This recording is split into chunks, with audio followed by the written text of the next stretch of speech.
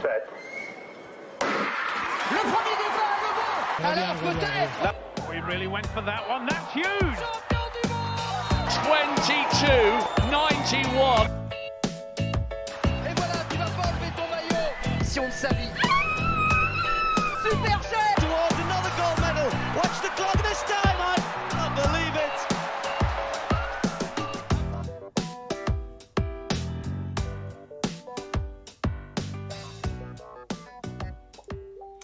Bonjour à tous et bienvenue déjà pour cette 6e édition de On va s'y atteler, une émission un peu spéciale aujourd'hui qui sera en deux parties. Une première partie où on va comme d'habitude revenir sur tout ce qui s'est passé cette semaine dans l'athlé, l'actu et tout ça, les perfs, et une deuxième partie où on se concentrera sur l'athlé handisport et on va recevoir des grands champions.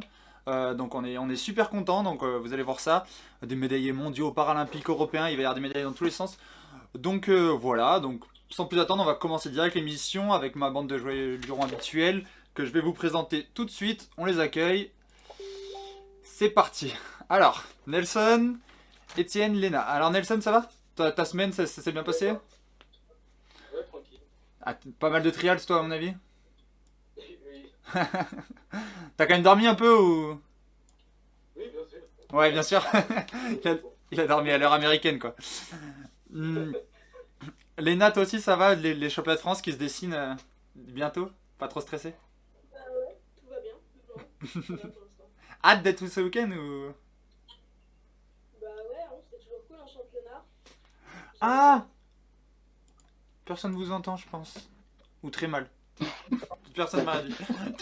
Vas-y, Léna, tu disais que t'avais hâte d'être ce week-end ou pas, du coup? Bah ouais, j'ai hâte. Et c'est quand ta course d'ailleurs?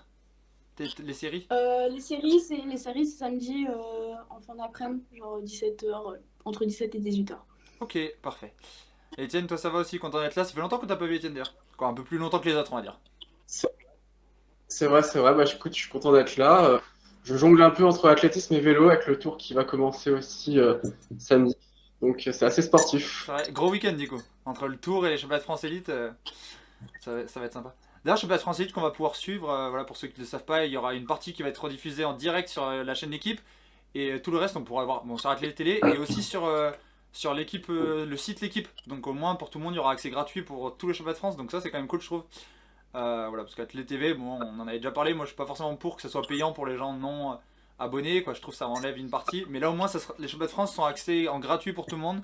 Donc ça, c'est plutôt cool. On va poursuivre ça tout le week-end. Bon, je vous propose qu'on commence direct avec les perfs de la semaine. Qu'est-ce qui vous a marqué cette semaine? Vas-y Léna, je te laisse commencer. Alors moi, c'est pas une perf, c'est une non-perf, on va Ouais. dire. Il y a eu les trials le week-end, enfin la semaine dernière, le week-end dernier. Et moi, je voulais souligner la course de Donovan Brazier. Donc, c'est la finale du 800 mètres masculin des trials. Donovan Brazier, c'est un grand nom de l'athlétisme. Hein. Il est champion du monde en titre sur 800 mètres masculin. Ouais, donc il y a la vidéo là. Donovan Brazier, il fait dernier de sa course des trials. Donc, je sais pas si on en avait déjà parlé, mais c'est un peu les trials, les trois premiers qui sont pris. Peu importe le palmarès des athlètes ou les performances qui ont été réalisées pendant la saison, c'est pas du tout pris en compte. Donc, on peut faire dans les trois premiers, ou sinon, on n'est pas sélectionné. Donc, c'est la dure loi des trials. Donovan, il pète, si je peux me permettre l'expression, dans les 200 derniers mètres, assez violemment. Et voilà, donc... Voilà, il est là en noir et blanc, là on le voit, il est à la fin de Ouais, l'image. Là. super loin. Ouais, il a le maillot des champions du monde. Ouais, c'est ça. Voilà, donc la performance est anecdotique par rapport à ce dont on était habitué, mais moi je voulais souligner voilà, que les trials c'est vraiment un moment de la saison qui est important pour les Américains et super important parce que sinon on va pas au jeu. Et voir un mec comme ça perdre, je trouve ça intéressant parce que je pense que c'est ça la clé aussi, c'est pas que des victoires, et même la vie d'un sportif de haut niveau, c'est pas que des victoires, mais aussi des défaites, et j'ai hâte de voir comment il va réussir à transformer l'essai à la fin de cette saison, mais même pour les saisons prochaines. Ouais, je sais pas les autres ce que vous avez rajouté. Moi aussi j'avoue que j'ai été assez choqué, surpris on va dire en tout cas, de sa non-performance on va dire. Surtout que je n'étais pas inquiet, on le voit qu'il était un peu derrière, on sait qu'il a plutôt tendance à finir très fort. Vraiment jusqu'à la fin, je me suis dit, ouais, il va passer et voilà. Finalement, non. Après, je trouve que ça peut lui rendre un. Je suis d'accord avec toi, moi ça lui rend un côté un peu plus humain. C'est pas forcément un athlète que j'apprécie énormément. On va dire qu'il a fait partie Ouais, il y avait du beaucoup de fameux groupe suspicions de d'entraînement. dopage. Ouais, le Mm. fameux groupe d'entraînement de Salazar dont on a déjà parlé avec Sifan Hassan. Voilà, un groupe que je porte pas forcément dans mon cœur et aucun de nous, je crois, on en avait déjà parlé. Et voilà, on sait que c'était. En tout cas, il y a pas mal de suspicions de dopage sur ce groupe-là, en tout cas sur Salazar et donc forcément sur tous les athlètes qui ont fait partie de ce groupe. Au moins, bah là, voilà, je trouve que ça lui donne un petit peu d'humanité. Après, ça veut pas dire qu'il est dopé, ça veut pas dire qu'il est pas dopé, on n'en sait rien du tout. Mais voilà, voilà. Moi, c'était mon avis sur la Ah, question. Ouais, je suis je complètement voulais d'accord rajouter avec un peu toi. sur. Oh, pardon. Ouais, non, Je vas-y, voulais vas-y, vas-y. rajouter sur Brazier. Il a été blessé durant sa préparation. C'est justement ce qui est sorti. Après, quand il a fait son interview, il a dit qu'il a été blessé durant la préparation pour Ouais, à l'élection l'échauffement, américaine. qu'il a eu de la gêne, ou même dans les jours avant, juste Ouais, avant les justement, trials, juste avant les. il a eu des petits pets. Oui, et puis encore aujourd'hui, j'ai vu passer un tweet justement parce qu'il devait courir le 1500 et finalement il a déclaré forfait pour le 1500 mètres et puis il va passer une IRM aujourd'hui ou demain pour savoir ce qu'il a vraiment, quoi. Ok. Et puis j'ai bien Après, aimé aussi dans ces tweets, je sais pas, j'ai vu des tweets passer et des interviews passer où en fait il disait bah voilà, j'ai pas d'excuses, je vais laisser les autres savourer leur moment parce qu'ils le méritent, mais moi je vais retourner au boulot et bah, la prochaine fois ça se passera pas comme ça. Et j'aime vraiment beaucoup cette mentalité. j'ai le souvenir des trials en 2016. Il me semble que c'était en 2016 où Kendra Harrison passe à la trappe et genre 2 semaines après, elle fait record du monde du 100 haies. À Londres, ouais. Tu peux être la meilleure du monde et passer à. C'est presque plus dur qu'une série au JO finalement, ces trials. Ah, sur certaines Ouais, épreuves, il oui. est Bah, forcément- d'ailleurs, la course se remporte avec le Oui. meilleur temps de l'année. Clayton Murphy qui a fait une Voilà. 43-17, je crois, c'était la meilleure perf de l'année. Et ce que tu dis, Étienne, bah, il y a Baptiste 4H qui dit pareil dans le chat, qui dit que lui ça le fait penser à Dan O'Brien, pareil, qui avait raté sa sélec au Cercle Décathlon et qui après va battre le record du monde à Talence. Donc voilà, on verra comment il rebondit. Sa saison n'est pas terminée, ça se trouve, il va nous claquer un énorme chrono en meeting, justement, ça serait pas vraiment une surprise. Donc on verra, mais en tout cas, ouais, des belles. Bon choix, Léna, oui, parce que les perfs de la semaine, c'est pas forcément que des bonnes perfs, c'est plutôt ce qui nous a marqué cette semaine. Donc toi, c'était vraiment cette perf-là qui t'a marqué. On reviendra ensuite, bien sûr, sur les trials un peu plus en détail par la suite. Etienne, toi, c'est. Oh non, Nelson, on va rester dans les trials. Nelson aussi, c'est les trials qui l'ont marqué, donc on reste dans les trials pour l'instant. On passera ensuite au reste. Nelson, toi, c'est quoi qui t'a marqué cette semaine? Et moi, c'était 400 mètres féminins, Ouais, justement des sélections américaines. Parce que c'est les trois athlètes justement qui vont représenter les États-Unis cet été à Tokyo. Elles ont un petit peu des parcours toutes différentes et puis un peu assez marqués, un peu des histoires difficiles. Et puis aussi, il y en a deux justement qui font un gros comeback de grossesse, ils ont eu des enfants. La première justement, Connie Hayes, qui a couru en 49,78. Et justement, depuis, elle était revenue, là, je crois, elle a eu, il me semble, son enfant en 2018, fin 2017, elle revient en 2018, pardon. Et ça faisait 3 saisons qu'elle n'arrivait pas à descendre sous les 53 secondes en extérieur.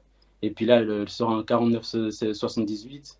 Elle a fait aussi une grosse rentrée cette année, elle a fait 49,92. Et après aussi, il y a Allyson Felix, justement, le gros retour, le gros comeback. Là, elle est vraiment, physiquement, je la trouve au top. Elle est vraiment hyper affûtée. Puis même sa dernière ligne droite, ouais, elle est bah là, on voit la sublime parce grosse que ligne tu vois droite qu'elle là, c'est impressionnant là. elle est pas encore, elle est pas dans le top 3 et elle sort une grosse ligne droite et puis justement elle revient. Puis après encore, je sais pas si on va voir quand elle est par terre, tu vois l'annonce du speaker qui annonce justement qu'elle est deuxième et t'as le public aussi qui crie, t'as tout le monde et puis même elle a une réaction comme si elle va vivre ses premiers jeux, pourtant c'est ses cinquièmes. Elle était là en 2004, elle avait 18 ans, puis là 35 ans, premier enfant. Puis elle a eu justement un accouchement difficile, elle a eu un enfant prématuré, Bah, on la voit une là. césarienne. Césarienne. Une césarienne justement où elle est passée presque proche entre la vie et la mort, justement ça s'est joué pour elle et puis son enfant.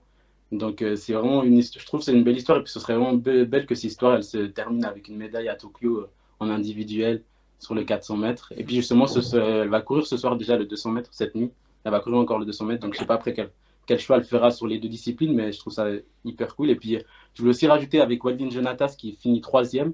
Elle finit en 50,03, je crois, juste un centième derrière Félix. Et bah, elle aussi, c'est aussi une belle histoire. Un peu, elle a émigré de Haïti. Elle est née là-bas, elle est venue à 11 ans aux États-Unis. C'est vraiment pas l'athlète. En fait, elle n'a pas eu la trajectoire typique de l'athlète américain. Elle est passée par une D3. Et ensuite, Elle a ensuite rejoint une division 1. Et puis justement, elle a fait un peu de tout, du 60 mètres, 400 mètres à la longueur. Et puis là, depuis 2009, c'est une révélation. C'est vraiment le futur des États-Unis au 400 mètres. Elle a fini quatrième à Doha en 49-60 après une longue saison de NCAA. Et puis là, je trouve c'est sympa vraiment qu'elle va aussi à Tokyo. Puis je trouve aussi, il y a aussi le problème avec ce qu'ils vont avoir les Américains. C'est pour le 4x400 mètres, qui c'est qu'ils vont bien mettre dans ce relais? Ouais, bah ça c'est comme Ouais, d'habitude, c'est clair. c'est toujours le problème des États-Unis. Ouais. Les Etienne, je sais pas si vous avez des commentaires sur la course, vous. Bah après, pour rebondir sur ce que dit Nelson, participer à 5 événements majeurs, tu rentres dans un cercle très fermé. Pour donner un titre de comparaison avec le football, ils sont 3 footballeurs dans l'histoire à avoir joué 5 Coupes du Monde, dont Lothar Matthäus et Rafael Marquez. Donc participer à 5 JO, ça te fait rentrer dans ces dimensions. Au-delà de son immense palmarès, elle rentre dans un cercle très fermé. Non, bien sûr. Quoi, moi, ça m'a fait Et personnellement moi, je l'ai- plaisir parce que c'est une très grande athlète, quoi. Ça fait toujours plaisir de l'avoir au top. Elle est très aimée. Il n'y a pas grand monde, je pense, qui n'aime pas Allyson Félix. Et c'est une des Ouais. plus grandes athlètes. C'est vrai qu'on n'en parle pas tout le quoi. Si, quand même, on en parle, mais de temps en temps, on a tendance à l'oublier. Et quand on voit son palmarès, c'est juste hallucinant. Et elle est encore là, après voilà, tout ce qu'il a traversé et tout. Donc, moi, c'était juste bravo. Je suis d'accord avec toi, Nelson. Léna, tu voulais dire un truc aussi? Je crois qu'en termes de médailles, elle a plus de médailles que Usain Bolt.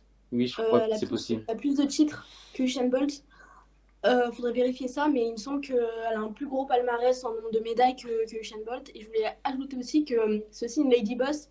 Elle a créé sa marque de chaussures réservée aux femmes. Bon, c'est une marque, une marque de luxe, puisque les pointes sont à 2500 euros. Ah putain. Donc voilà. Mais après, c'est des pointes sur mesure et tout. Oui. Mais elle développe son business à côté. Donc voilà, quoi. Elle a pas de défaut, cette nana. Et du coup, oui, Oui, t'as raison. je voulais rajouter aussi. Oui, vas-y, Nelson, vas-y. Je voulais rajouter aussi, justement, il y a la photo justement qui est sortie pour sa marque, pour Ouais, la compagne. Et puis justement, la photo, on voit que ça raconte une histoire parce qu'on voit on la voit la cicatrice. cicatrice de sa césarienne. Et puis tu vois aussi en même temps avec les obliques, tout ça, t'as vraiment, ça raconte tout le vécu de la femme qu'elle a eu, de tout ce qu'elle est, par tout ce qu'elle est passée. Justement, et je trouve cette photo hyper magnifique. Ouais, c'est vrai que c'est une très belle photo, je l'ai vu passer aussi. Donc pour répondre, Par contre, elle a 25 médailles, apparemment on dit que Bolt en aurait 22. Par contre, Bolt, je sais que Bolt a 15 médailles en individuel. Si on met JO plus championnat du monde, elle en a 11. Mais c'est quand même pas en individuel, elle en a quand même 11, donc ça reste énorme. Plus tout ce qu'elle a chopé en relais, ça reste énormissime. Qu'est-ce que je voulais rajouter là-dessus? Je sais plus, j'avais encore quelque chose à dire sur Allyson Félix. Mais en tout cas, oui, on était tous super contents. Ah oui, tu disais pour le podium individuel, je pense que ça sera peut-être encore le podium, je sais pas trop. Bah après, je pense que c'est peut-être faisable parce que c'est pas sûr que Miller Hugo le fasse. Ouais, c'est ça, c'est ça. Et Nasser, elle a encore son affaire, elle n'est pas encore passée C'est ça, exactement. devant le TAS. Il y a C'est qu'un un appel. doublable de 200-400 au jeu? C'est Non, très un double. compliqué parce que je crois que tu as le 200 et le 400 mètres, les séries, ou je sais plus, quelle est la finale, qui est le même jour. Ouais, non, tu Ok. peux pas doubler parce que justement Mila Rubio avait gueulé là-dessus, ils avaient pas voulu changer les trucs alors qu'elle aurait bien aimé doubler Ouais. forcément. Et ouais. Après, oui, c'est vrai, il y a les Namibiennes que j'oublie, mais après, je pense qu'on sait jamais, hein, parce qu'Allyson Félix, quand on voit ses lignes droites, Non, mais bien sûr, bien sûr, on bien sait sûr. jamais. Après, je pense qu'elle a l'expérience, elle sera prête au moment des JO. On verra, en tout cas, elle sera pas loin à mon avis. Mais c'est vrai que je pense qu'elle est un petit peu en dessous de Mila Rubio et Nasser, mais comme tu disais, peut-être qu'aucune des deux va courir, donc. Non, Miller Hugo, là, c'est choisi, c'est le 200. Oui, c'est sûr. Il y a même Ouais. plus de qui confirme, ça, c'est le 200, elle pourrait. Parce que bon, je pense pas qu'elle soit capable de faire un 48 comme les autres sont capables de le faire, des petits 48. Ouais. Ça va peut-être être chaud. Mais bon, autour de 50, par contre, c'est possible que ça joue la médaille. On suivra ça de toute façon avec attention. Et sur le 4x4, dans tous les cas, normalement, ça devrait aller. Les gens en parlaient dans le chat, c'est vrai que sur le 4x4, t'as raison, je pensais pas forcément, mais il y a aussi les coureuses de 400 et notamment McLaughlin qui pourrait aussi Oui. faire partie du relais. Donc c'est vrai qu'il y a pas mal Et de à concurrence. Timou, Et un Ting Move, Il y a, oui, en fait, franchement, c'est pas... Le problème, c'est parce que tu as les 8 premières, je crois, de la finale des États-Unis, elles ont fini en dessous de 58. Après, tu rajoutes Atinmu, tu rajoutes Little, tu peux rajouter encore McLaughlin, même Mohamed peut-être. Et ça fait c'est un groupe à peu près de 10 à 12 athlètes capables de faire les 4x4. Ils peuvent nous en prêter quelques-unes Ouais. s'ils en ont trop. Ouais. Mais non, elles sont super fortes, nos filles. on a C'est vrai. pas besoin de Non, ça. c'est vrai qu'on a un bon relais cette année. Mais bon, une petite fille Ça va être trop chouette. une en 50-80, tu vois, ça nous ferait pas de mal non plus, quoi. On serait pas contre. Ce serait pas C'est contre possible, hein, Bah, cette année. ouais, Grossi, elle est pas si loin que ça. Hein. Non mais bien sûr, Ouais, les mais gars. une de plus, je veux dire. En plus de forme. Non mais bien sûr. Hein. D'ailleurs moi c'est la course qui me hype le plus ce week-end au championnat de France, c'est les 400 mètres féminins. C'est là où il va y avoir la grosse Je veux dire, bagarre les pour le séries, ça va relais, être, avec une énorme densité. Non, mais Rien que pour les passer en séries, finale déjà, déjà ça va être dur alors. Ouais, ça va être costaud. Bah elles sont Bien 10 tout filles je crois à 53 au moins quoi. Ouais. En tout de 53 quoi, elles sont 10 je crois en tout donc ça va être... Ouais, mais le relais va être beau en tout cas. Le Ouais. relais. Ouais bien sûr. Bon de toute façon le relais c'est toujours le moment, c'est toujours sympa le relais à regarder. On enchaîne Étienne, toi c'était quoi la perf qui t'a marqué ce week-end? Alors moi, je vais faire du patriotisme charentais en parlant de Renaud Lavillenie. J'ai fait Charentais. 5,92 m ce week-end. Charentais, oui, il est de Barbezieux. Oui, il est plus donc, il connu a pour sauté son côté Clermontois on va dire. Ah, il a quand même le record Charente avec Oui, 6,01, non, mais Étienne. je- Et oui, Clermontois que Charentais. Donc bref, il a sauté 5,92. Ouais. Et c'est un peu à l'image de son année, c'est-à-dire que cette année, c'est à l'image de sa carrière. Renaud, à chaque fois qu'on lui a dit qu'il pourrait pas, à chaque fois qu'on lui a dit qu'il n'y arriverait pas, j'ai l'impression qu'il s'évertue à montrer aux gens qu'ils ont tort et qu'il revient encore plus fort. Donc cette année, il a sauté 6,06 m cet hiver. Là, tranquillement, les barres montent. Il avait commencé à 5,80, il est à 5,92 déjà. Il sera prêt pour les Jeux. Alors, on sait que Duplantis, c'est très fort, mais on sait aussi que Duplantis, ça sera ses premiers JO avec la pression à gérer qui sera tout autre qu'un simple concours habituel. Donc, Renaud Lavillenie en or, ça sera difficile, mais c'est pas quelque chose à exclure pour moi. Bon, Je sais pas ce que vous en pensez.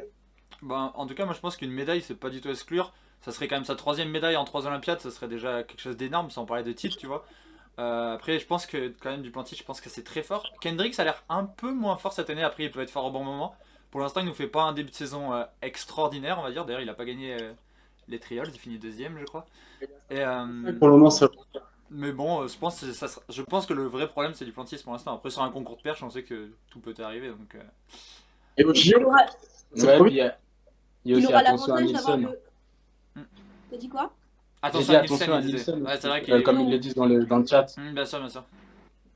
Et puis la Villénie aura l'avantage d'avoir le stade silencieux Ah, on va en parler, Léna. à Rio. On va en parler, t'inquiète pas. Ça m'a fait grincer des dents aussi. On va parler de ça dans les news. J'ai pas mal de news cette semaine. J'ai pas pris tellement de perfs, mais j'ai pris pas mal de news. Par contre, on a quelques trucs croustillants. Bon, en tout cas, beaucoup de cœur, Étienne. Forcément, notre Renault national, on va le suivre. Déjà, il sera ce week-end au championnat de France. Là aussi, un gros concours de perche. Surtout une grosse bagarre pour la 3e place. Qui va vraiment être sympa à suivre. Les deux frères Lavillenie, ils sont déjà normalement dans l'avion, mais ensuite. Yann Cormon a fait le minima. De quoi? Valentin fait 5,80 dans le même concours, ouais. Mais Yann Cormon a pas fait les minima cet hiver aussi. Oui, il les a fait cet hiver. Il les a fait cet Il a hiver, fait ouais. 5,80.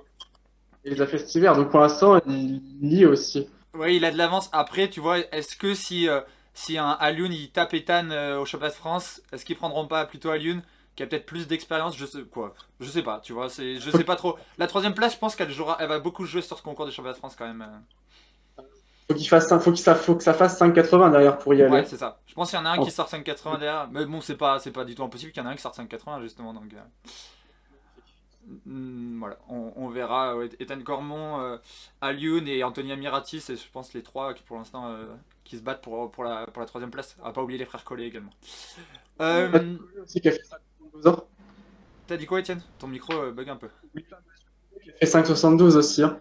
Faut pas l'enterrer. Ah, bien sûr. Bien sûr, bien sûr. On enchaîne côté perf des Français. On a eu aussi pas mal de belles perfs cette semaine. Pareil, vous m'arrêtez si vous avez des petits trucs à rajouter, si vous voulez parler là-dessus, pareil dans le chat. On a eu des nouveaux minima qui sont tombés au triple saut pour Rugui Diallo, donc qui a fait 14,51, c'est son record perso. Dans le concours, il y a 15,34 m pour Yolimar Roras, qui continue les concours à plus de 15 mètres. Elle aussi, elle sera dure à aller chercher à Tokyo quand même. Elle a l'air vraiment d'être très très régulière au-delà des 15 mètres. Également à Madrid, il y a Jean-Marc Ponviane qui a également réalisé les minima, 17,17 m. Il fait égalité avec Melvin Raffin qui lui avait déjà fait les minima à 17,17. Un concours qui a été remporté par Hugues Fabrice Zango avec 17,83 m, qui lui aussi se place en favori après le forfait de... J'ai encore oublié son nom. De Christian... Aidez-moi. Tristan Taylor. Tristan Taylor, exactement. Donc voilà, Zango qui se place en favori pour les Jeux Olympiques. Mais apparemment, alors moi j'ai pas vu le concours, mais apparemment par contre, Jean-Marc, il mord un saut qui serait au-delà des 17,50. Apparemment, hein, il y a eu des sauts. Il fait un Les seul saut sur le triple-sauteurs aiment concours. bien dire ça quand même. Hein. Comment? C'est vraiment un truc de triple de dire ah j'ai raté, j'ai mordu mon Je suis saut, d'accord avec toi, il était mais à c'était plus même, de 6 mètres. c'était même marqué dans le compte rendu de la Fédé. D'accord, ok. C'était écrit dans le compte rendu de la Fédé où il y avait marqué voilà, saut très intéressant à plus de 17,50. Bon, en tout cas, il réussit qu'un seul saut dans le concours. Mais bon, en tout cas, c'est bien. On aura au moins 2, je pense 3 triple sauteurs à Tokyo, puisque Compaoré a déjà réalisé plus de 17 mètres. Il doit être bien classé, à mon avis, au ranking. Et puis lui, il a l'expérience pour lui. Donc, à mon avis, s'il n'y a pas de grosse surprise au chemin de France, je pense que les 3 iront. Je voulais rebondir là-dessus, je crois que c'est Nelson qui l'avait tweeté cette semaine, ou je sais plus si c'est lui ou quelqu'un d'autre, mais on est le seul pays avec Cuba à avoir 3 triple sauteurs à plus de 17 mètres. C'est pas moi ça. C'est pas- Peut-être PJ. Bon, en tout cas, mais c'est une belle stat. Ouais, peut-être plus juste, non? Ou C'est une belle Vincent, stat. peut-être. Bon, après, on a toujours eu une bonne école de triple saut en France, donc Oui. pas trop. Les USA depuis les trials, non, je crois pas. Les trials n'ont pas été si loin que ça au triple saut. Hein. C'est Clay qui gagne avec 17. Il y a les deux premiers qui font 17 Ouais. mètres, je crois, et puis le troisième, Non, il fait pas, je crois, il me non, semble. c'était pas si impressionnant que ça les trials au niveau du triple saut. Bon, sur d'autres épreuves, Non, par c'était contre, pas. ils sont Ouais, rattrapés. Bah, c'est possible que le championnat de France, le podium se joue plus haut que ce qu'il y a au trials, quoi. pardon. Non, pardon, les 3 premiers, ils ont fait plus de 17 mètres. Ah, ok. Mais Non, non, ça, mais du ça coup, se gagne en 17-21. ok. Du coup, Baptiste a raison. Ensuite, qu'est-ce que j'ai noté d'autres d'autres minima olympiques qui sont tombés pour Sirina Samba Mayela sur le 100 mètres haies, encore à Madrid, 12,80. Bon, c'était pas une grosse surprise, hein, elle était plutôt attendue à ce niveau-là. Au moins, elle le fait avant le cheval de France. Là aussi, il y aura une belle bagarre ce week-end avec Laura Valette sur le 100 haies. Grosse bagarre aux alentours de 12,80, je pense. Une belle perf de Mélina aussi, Robert Michon, qui monte en forme. On s'y attendait, elle monte en forme à l'approche des JO, hein, comme d'habitude. Là, c'est quand même une grosse perf qu'elle sort, 65,30 m. C'est sa meilleure perf depuis les mondiaux de 2017. Depuis sa médaille de bronze qu'elle avait fait aux mondiaux en 2017. Donc, très très grosse perf. La meilleure perf T'as dit quoi, Etienne? aussi. C'est sa meilleure perf en carrière, de toute sa carrière, au mois de juin. Elle n'a jamais été aussi fort aussi tôt de la saison. Ok, bon, on espère que ça va continuer Elle est là, à monter encore en puissance hein, jusqu'aux Jeux Olympiques. Mais bon, Mélina qui est, voilà, qui est toujours là, année après année, elle continue à balancer des disques à plus de 60 mètres, donc c'est assez impressionnant. Elle est candidate pour Le porte-drapeau, ouais. pour le drapeau, ouais. Et en plus, cette année, c'est différent parce qu'il y aura un porte-drapeau homme et femme. Ouais, c'est La chouette. Vigny aussi, les candidats. Ouais. Il Bon, me après, je pense semble. qu'ils mettront pas 2 athlètes, mais je pense que les deux ont leur chance. Je pense qu'ils mettront pas 2 athlètes par contre, mais au moins un des deux, à mon avis, je pense que ça sera le cas. On verra. Bon, pour ses 6e jeux, elle quand même, hein, qui était déjà là en 2000, donc c'est quand même impressionnant. Et il y a eu un record de France sur 800 mètres, record de France cadet sur 800 mètres par Thomas Marquez, une 48,53. L'ancien record était détenu par Samir Damani. Voilà pour le côté des Français. Ensuite, ce qu'on retient surtout au côté perf pour ce week-end, c'est les trials. Nelson, je pense que tu les as pas mal suivis. Les trials qui ont accouché de grosses performances. Moi, la perf que je veux le plus noter, ça reste le record du monde, quand même. Il y a quand même eu un record du monde pour Ryan Cruiser, donc 23,37 m. C'est un record qui datait de 1990 par Randy Barnes, 23,12 m. Donc en plus, je peux le dire, il explose parce qu'à ce niveau-là, quand tu mets plus de 20 cm, c'est quand même énorme comme différence. Donc 23,37, c'est juste monstrueux. C'était des records qu'on pensait peut-être qu'ils tomberaient jamais et finalement, bah voilà. Donc après, vous, je sais pas trop, un peu. Bon, on en a déjà un peu parlé, mais s'il y a d'autres perfs sur lesquels vous voulez revenir sur ces trials qui vous ont un petit peu marqué. On avait déjà un petit peu parlé la semaine dernière parce que ça avait déjà commencé, mais. Oui, vas-y, Nelson. Bah, moi, il y avait aussi 2 perfs aussi que j'ai bien aimé. Il y a il y a eu le 100 mètres féminin et puis le 100 mètres masculin. Bah, le 100 mètres masculin où tu as les 5 premiers qui sont en dessous des 10 secondes et puis ils sont en dessous des 9,95, les 5. C'est quand même digne d'une finale olympique, voire mondiale, et ouais, même mondiale. Où tu as même justement et puis tu as le 5e, il a 19 ans, il fait 9,91.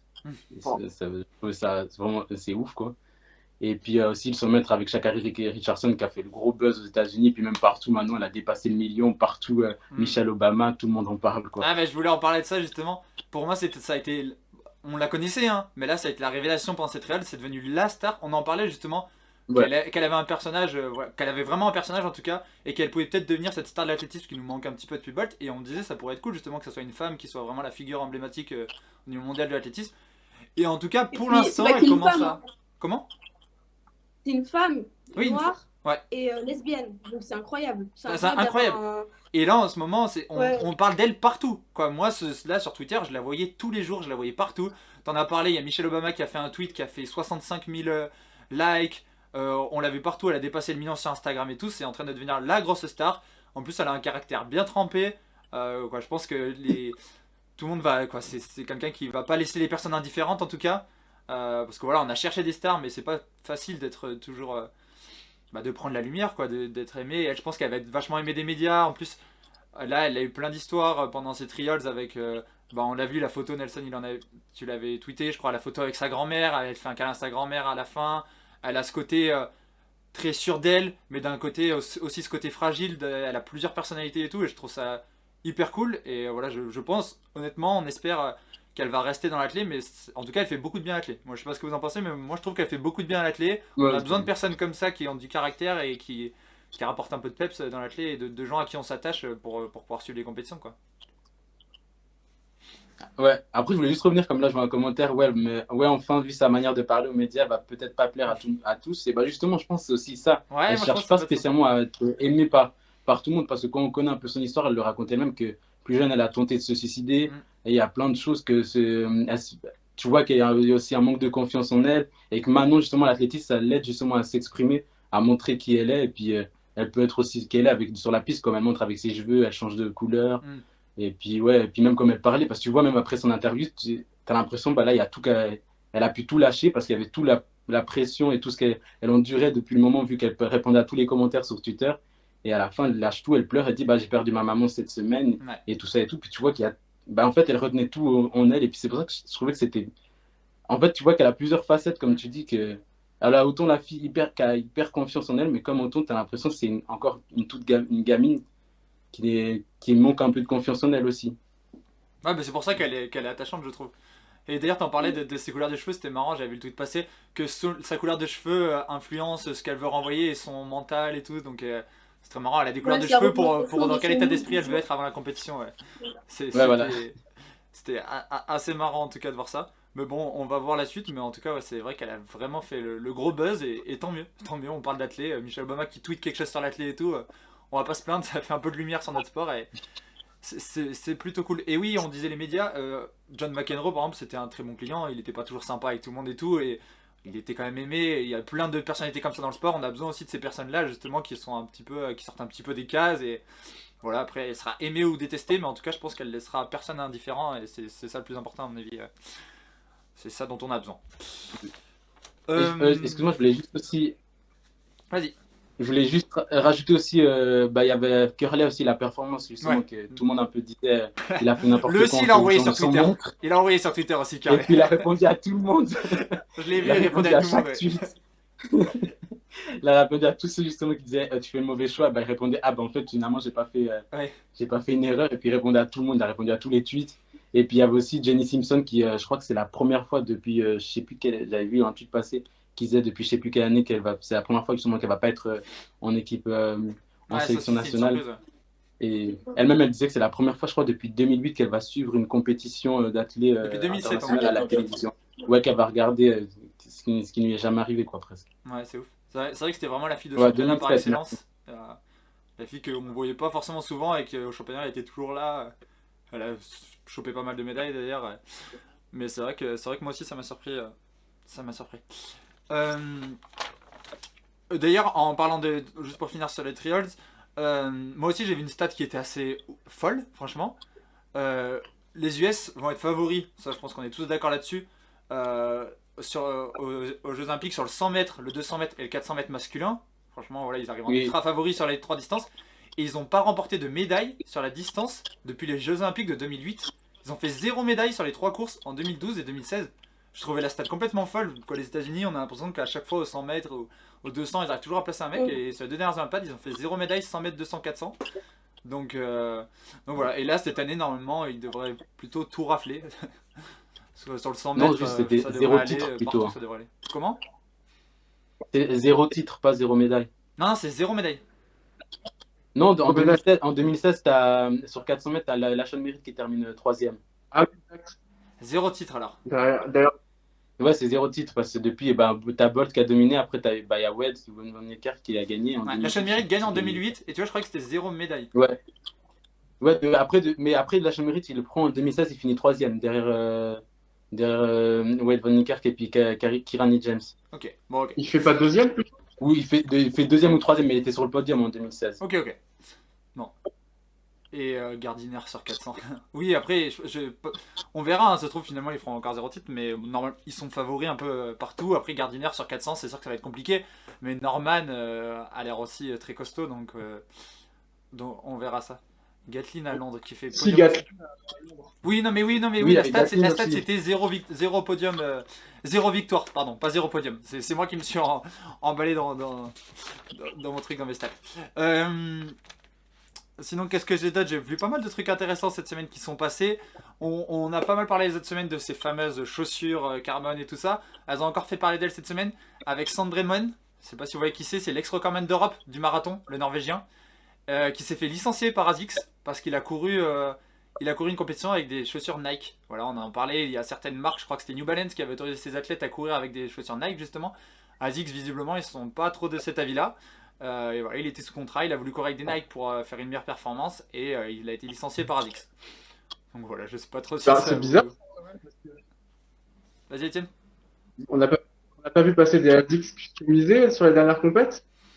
Enfin, des fausses ASICS? Je pense que les personnes qui les portaient se sont fait taper sur les doigts aussi par les sponsors, les différents sponsors. Mais au moins ils avaient fait Parce l'effort que- de le customiser, tu vois. Lui il avait fait aucun effort, j'ai vu les photos, il y a le gros Nike en énorme, il y a aucun effort de fait quoi. Au moins les chaussures custom, Mais bon il y a un petit effort quoi. J'en profite pour ajouter, j'ai ça sous le nez parce que je l'ai imprimé là. Pour les championnats de France, on a renseigné le type de chaussures qu'on portera Putain c'est fou. avec la couleur, la marque, et, le modèle, la taille, etc. Donc je pense que tous les gens qui auront customisé leurs chaussures pour cacher le signe ne pourront pas le faire parce que je vois pas ce qui pourrait marquer dans la marque. Voilà. Avec le nom, la catégorie, etc. pour que tout soit renseigné. Après ils peuvent je marquer crois la qu'en fait, vraie rêve de la chaussure et c'est pas quoi ça sera pas Ouais. donné à leurs équipementiers tu vois. Ouais, mais la couleur, par Ah exemple. ouais. Tu vois, c'est une chaussure qui n'existe pas en fait. Ouais. Ouais non mais c'est vrai. Et toujours est-il que voilà, c'est ça. Et je crois qu'en cas de record du monde ou en cas de grosse perf, il y a des chaussures qui sont envoyées, Ouais maintenant ouais. en laboratoire pour Mm. être ouvertes. Pour être testé ouais maintenant Ouais. ouais. Ils font ça maintenant. Ouais. C'est vrai que ça rentre dans des Vincent, trucs un peu délirants quoi, qui sont un peu fous. J'ai vu ça avec maintenant les chaussures comme- qui sont envoyées. Nelson, pourquoi tu rigoles? Moi, je vois pas Non, le parce souci que en Vincent, il commentaire. a dit athlète Formule 1. Bon Vincent. Attends. Les vélos sont contrôlés à chaque fin d'étape. Tu disais quoi Étienne? Et alors, ça me fait penser un peu au cyclisme où les vélos sont contrôlés à chaque fin d'étape par rapport au moteur. Et là, on en vient un peu à la même suspicion, quoi. On n'a pas encore les Ouais, je moteurs dans trouve les ça chaussures, sain mais aussi ça peut de pas pas tarder. laisser faire n'importe. Je trouve ça sain aussi de pas laisser faire tout et n'importe quoi et que ça soit pas la fête du slip. Non, mais bien sûr. Et bien c'est sûr. bien qu'il le Après, fasse oui. parce que sur certaines compétitions au début de l'année, c'était n'importe quoi. Les juges n'étaient pas du tout au courant des règles internationales. Ouais. Il y a des mecs qui ont couru en X% sur la piste alors que c'est complètement interdit. Donc là, je trouve ça cool qu'il y ait une réglementation, que ça soit clair et que tout soit clair et qu'on demande et qu'il y ait des formulaires à remplir, quoi. Ouais, bien sûr. Bien sûr, bien sûr. D'ailleurs, en parlant de demi-fond, on va rester dans le demi-fond. Il y a eu les Kenyan Trials aussi cette semaine. Il n'y a pas eu que les US. Bon, moi, surtout, ce que je voulais noter là-dessus. Comment? Ça me fait rire, les Kenyan Trials. Ouais, c'était ça. Ils appellent ça les trials eux aussi. Et en tout cas, moi, ce que je voulais noter surtout là-dessus, c'est la non-qualification de Tim Cheruiyot, qui termine 4ème sur 1500 mètres. Voilà, c'était le champion du monde en titre, vice-champion olympique, je pense. En tout cas, il finissait toujours premier, deuxième, quoi. C'est quelqu'un hyper régulier au niveau, qui était favori à Tokyo, clairement, sur le 1500, qui se qualifie pas. Voilà, c'était la grosse surprise de la semaine. En plus de ça, on a appris que Kipruto, lui non plus, participera pas aux Jeux Olympiques, le champion du monde du 3000 steeple. Sachant que du coup, Brazière, on en a parlé avant, n'est pas qualifié non plus. Il n'y aura pas de champion du monde du 800, pas de champion du monde du 1500, pas de champion du monde du steeple, et pas de champion du monde non plus du 5000. Mouktas Edris, donc l'Éthiopien. Donc voilà, donc il va manquer beaucoup de champions du monde sur le demi-fond à Tokyo. Bon, ça rebattra un peu les cartes, mais j'étais assez triste moi pour Cheruiyot. On en parlait, les Kenyans qui un peu à l'effigie des US qui protègent pas les athlètes quoi, malgré le palmarès que t'as. Bah voilà, si tu termines 4ème, t'es 4ème. Bon, je sais pas trop ce que vous en pensez, mais j'avoue que j'étais un peu triste pour lui parce que c'est un athlète plutôt que j'aime bien et qui est vraiment régulier au haut niveau en tout cas. Bah, c'est les règles, c'est le jeu. Hein. C'est le jeu. Ouais, c'est sûr, c'est ça. Mais après, Et ça c'est fait clair, quand au même, moins quand c'est même clair. débat. Tu dis quoi, Nelson? Ouais, c'est un débat qu'on pourrait avoir dans une autre. Je disais que ça fait débat justement parce que au Kenya, ils ont quand même la règle comme les Britanniques, c'est les 2 premiers, ils se qualifient sur la course, mais le 3e, c'est quand même assez ouvert par rapport s'il y a eu un souci physique ou un genre il finit 4e. Et là, quand même, ça fait quand même débat parce que vu que lui finit 4e, mais ils sont tout de même restés sur le truc, on prend le 3e. Mais apparemment, c'est pas sûr encore que la sélection elle reste comme ça. Parce que je crois qu'au Kenya, ils regardent quand même combien de fois tu as été testé, tu as été contrôlé en fonction. Ouais, combien de fois tu as été contrôlé. Et donc, ils ont dit que certains athlètes, s'ils n'ont pas été pas assez contrôlés durant toute l'année, ils peuvent être jartés de la sélection et puis remplacés par d'autres athlètes. Je crois que c'est arrivé en 2019 où il y a 2 athlètes, justement, ils ont été retirés de la sélection parce qu'ils n'avaient pas eu assez de contrôle antidopage durant la saison. Je ne sais plus si c'était en 2009 ou 2017, ils avaient fait ça. En tout cas, je sais qu'ils peuvent le faire. C'est ce que j'avais vu, j'ai lu ça dans un article. Et puis après, ils ont parlé aussi, il y a un souci de niveau transparence avec un des athlètes. Il a été favorisé par rapport à l'agent avec qui il est, des choses comme ça. Il parle un peu de tout, plein de choses. Ouais. C'est pour ça que je dis ça fait un peu débat, ils sont tous un peu en train Bien de sûr que ça fait débat. cogiter par rapport à ça. Bon, après, je trouve ça, ouais. Bon, après, oui, comme tu dis, Léna, c'est la règle. Après, c'est vrai que c'est le champion du monde. Voilà, c'est dur. Après, Au il moins, finit c'est clair. 4ème. Hein. Oui, au moins c'est clair, tu vois. C'est comme les Trials aux US. Tu fais dans les 3 premiers, t'es sûr d'y aller, t'as ton petit drapeau, t'es sûr d'aller au jeu et c'est fini. Ouais, Il bien n'y a sûr. pas de Bon. discussion de. Non, bien Non, sûr. c'est Bon, on en fera un t'es débat, fort, mais tu vois, c'est le moment. dans quel. Est-ce que c'est vraiment juste quand même? Parce que tu vois, ça se fait sur une course, ça n'a rien à voir avec des Jeux Olympiques, sur un 1500 qui va se faire en 3 tours. Avec voilà, en plus, je sais pas. Alors, les Kenyans, je sais pas comment c'était. Les Éthiopiens, par exemple, c'était des courses qui avaient des lièvres. Du coup, je trouve que ça a finalement rien à voir avec ce qui va se passer aux Jeux Olympiques. C'est assez particulier quand même comme mode de sélection. Et Ouais, Nelson? pour les Kenyans, il n'y avait pas de lièvre. Pour les Kenyans, il n'y avait pas de lièvre. Ok. Et même le 800 mètres, les 800 mètres, il s'est couru avec 12 gars en finale. Hein. Ah. Tu veux que le champion du monde obtienne une wildcard pour les Jeux? Je sais pas, c'est 2 trucs différents. J'avoue que moi j'aime bien ce principe de wildcard, d'avoir le mec qui est qualifié direct au championnat du monde l'année d'après, comme ça il défend son titre. Sur les Jeux Olympiques, c'est plus compliqué. Bon, déjà il y a 4 ans entre les JO et c'est difficile d'avoir le champion du monde qualifié aux Jeux Olympiques parce que c'est 2 compétitions différentes. Mais c'est vrai que moi j'ai trouvé ça assez triste qu'il manque ces 4 champions du monde là. Voilà. Après ils se sont pas qualifiés, c'est comme ça. Hein. On verra bien, ça n'empêchera pas qu'il y en aura d'autres. Mais il a dit, il va venir, il va sortir une grosse perf. Ouais, voilà, on en parlait tout à l'heure les justement mecs des vont être Américains. remontés. Voilà, lui c'est possible par contre qu'il y ait un record du monde qui tombe dans la saison sur un meeting. Ce serait pas vraiment étonnant, on va dire. Il y a un on va suivre 1500 ses à sorties avec Monaco. attention. Il y a un 1500 à Monaco ou pas cette année? Je pense. J'avoue que j'ai pas regardé le programme, mais Ouais, bah faudra voir. Ils ont déjà fait les annonces. c'est leur spécialité Ouais, ils ont quand même de annoncé faire un 1500 à certains Monaco. athlètes. Donc, c'est vrai que ça pourrait aller très vite à bah, Monaco. T'as raison de le dire. On va surveiller ça, mais ça pourrait aller très vite à Monaco. Ça va toujours vite, mais ça pourrait aller encore plus vite cette année. En plus, avec les belles chaussures. Ah bah déjà, Vincent vient de confirmer, déjà annoncé à Monaco avec Jacob. Après, voilà. J'ai vu un tweet passer là-dessus. Je crois que c'était Alexis justement qui était passé dans l'émission, qui disait oui, Alexis ou Alexis Mielé, je sais plus, un des deux, qui disait que justement Cheruiyot pouvait battre le record du monde. Il disait à part si Jacob fait 3,22 d'ici là quoi. Mais on verra. On verra ça Mais aussi. Avec ensemble à attention. Monaco, là. Oh, on enchaîne parce que je l'ai dit à 20h45, on passe à la deuxième partie, donc il nous reste 1 minute. Bon, il me reste pas grand chose, pas beaucoup d'infos, mais voilà, on a eu des news dopage aussi cette semaine. On a appris donc la suspension de Luo Manyonga, donc on n'a pas appris sa suspension, on a appris la durée de sa suspension. Donc champion du monde 2017 et vice-champion olympique à Rio qui est suspendu pour 4 ans. On a également appris que Sergei Choumenkov avait été blanchi concernant la présence d'acétosalamide dans son échantillon. La raison était assez drôle, alors apparemment ça a convaincu les juges, mais il a dit qu'en fait c'était son fils de 3 ans qui prenait des médicaments parce qu'il était malade et que du coup les pilules il n'arrivait pas à les avaler, donc ils ont été obligés de les écraser et que ça a laissé des résidus de poudre dans sa cuisine qui se seraient retrouvés dans sa nourriture. Et du coup, voilà. Il a expliqué comme ça. En tout cas, il a été blanchi et du coup, il ne sera pas suspendu et il pourra bien être là aux Jeux Olympiques cet été. Et en parlant de Jeux Olympiques d'ailleurs, des Jeux Olympiques qui vont être assez tristes pour plusieurs raisons. Tristes pour nous Français qui regardons derrière la télé, tristes pour les athlètes sur place, tristes pour les spectateurs. Pour les Français, déjà parce que Christophe Lemaitre qu'on a reçu dans l'émission, malheureusement ne participera pas aux Jeux Olympiques, en tout cas pas en individuel, parce qu'il s'est blessé et du coup ne pourra pas participer au championnat de France. Donc il fait une croix sur ses ambitions personnelles pour les Jeux Olympiques. Après, peut-être que s'il montre une forme suffisante, il pourra toujours être appelé dans le relais à suivre. Mais bon, en tout cas, moi, en tant que fan d'athlète des Jeux Olympiques sans Christophe, c'est vrai que ça me fait un petit peu de peine. Triste pour les... Oui, vas-y, quelqu'un voulait parler? Non? Ah non, j'ai entendu. Ouais.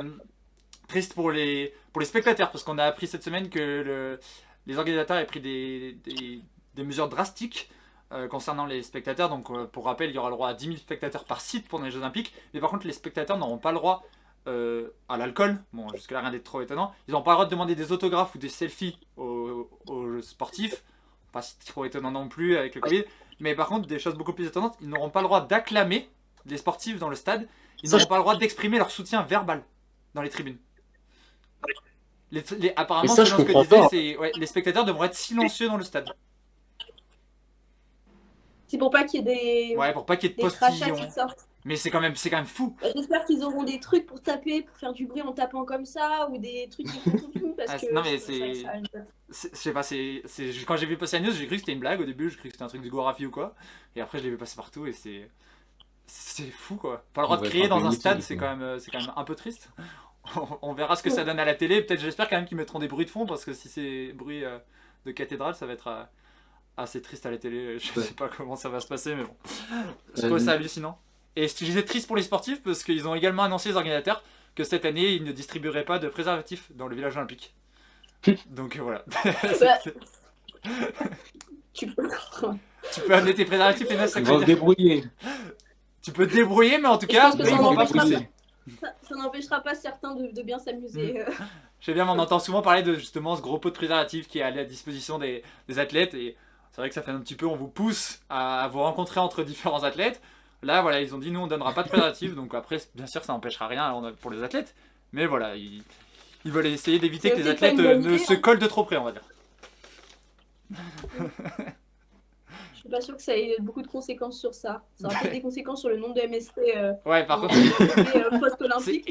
C'est ce que je me suis dit. Je me suis dit, il faudrait pas que ça ait des conséquences négatives non plus, quoi. Après, bon, je pense que les athlètes sont assez malins pour se protéger quand même eux-mêmes. C'est quand même pas si compliqué. Après, je sais pas du tout au Japon. En France, c'est pas compliqué. Au Japon, c'est peut-être très compliqué de trouver des préservatifs. Hein. Je sais pas du tout. J'ai jamais été au Japon. Ça se trouve, c'est hyper dur à trouver. Bon, voilà. Ils vont aller au magasin, quoi. Ils vont acheter, quoi. Il y a la pharmacie. Ça va être en rupture de stock sur Tokyo. Et ben les Alexis, quand ils iront au jeu, ils nous feront un petit résumé de où trouver des préservatifs et si c'est facile de trouver des préservatifs ou pas au Japon. Ouais, on les enverra en mission. Après, sinon, il y a comme ils disent, il y a quelqu'un qui dans le chat l'a dit, ou sinon sans protection. Hein. Ouais, non, mais non, protéger. Bah ouais, c'est le problème. On peut pas dire des choses comme ça. Non. C'est comme, on va faire alcool, faut pas avoir beaucoup d'alcool. Les drogues, c'est pas bien. Protégez-vous, s'il vous plaît. Peut-être qu'on verra 9 mois après les Jeux Olympiques un baby boom chez les athlètes. 9 mois après les JO.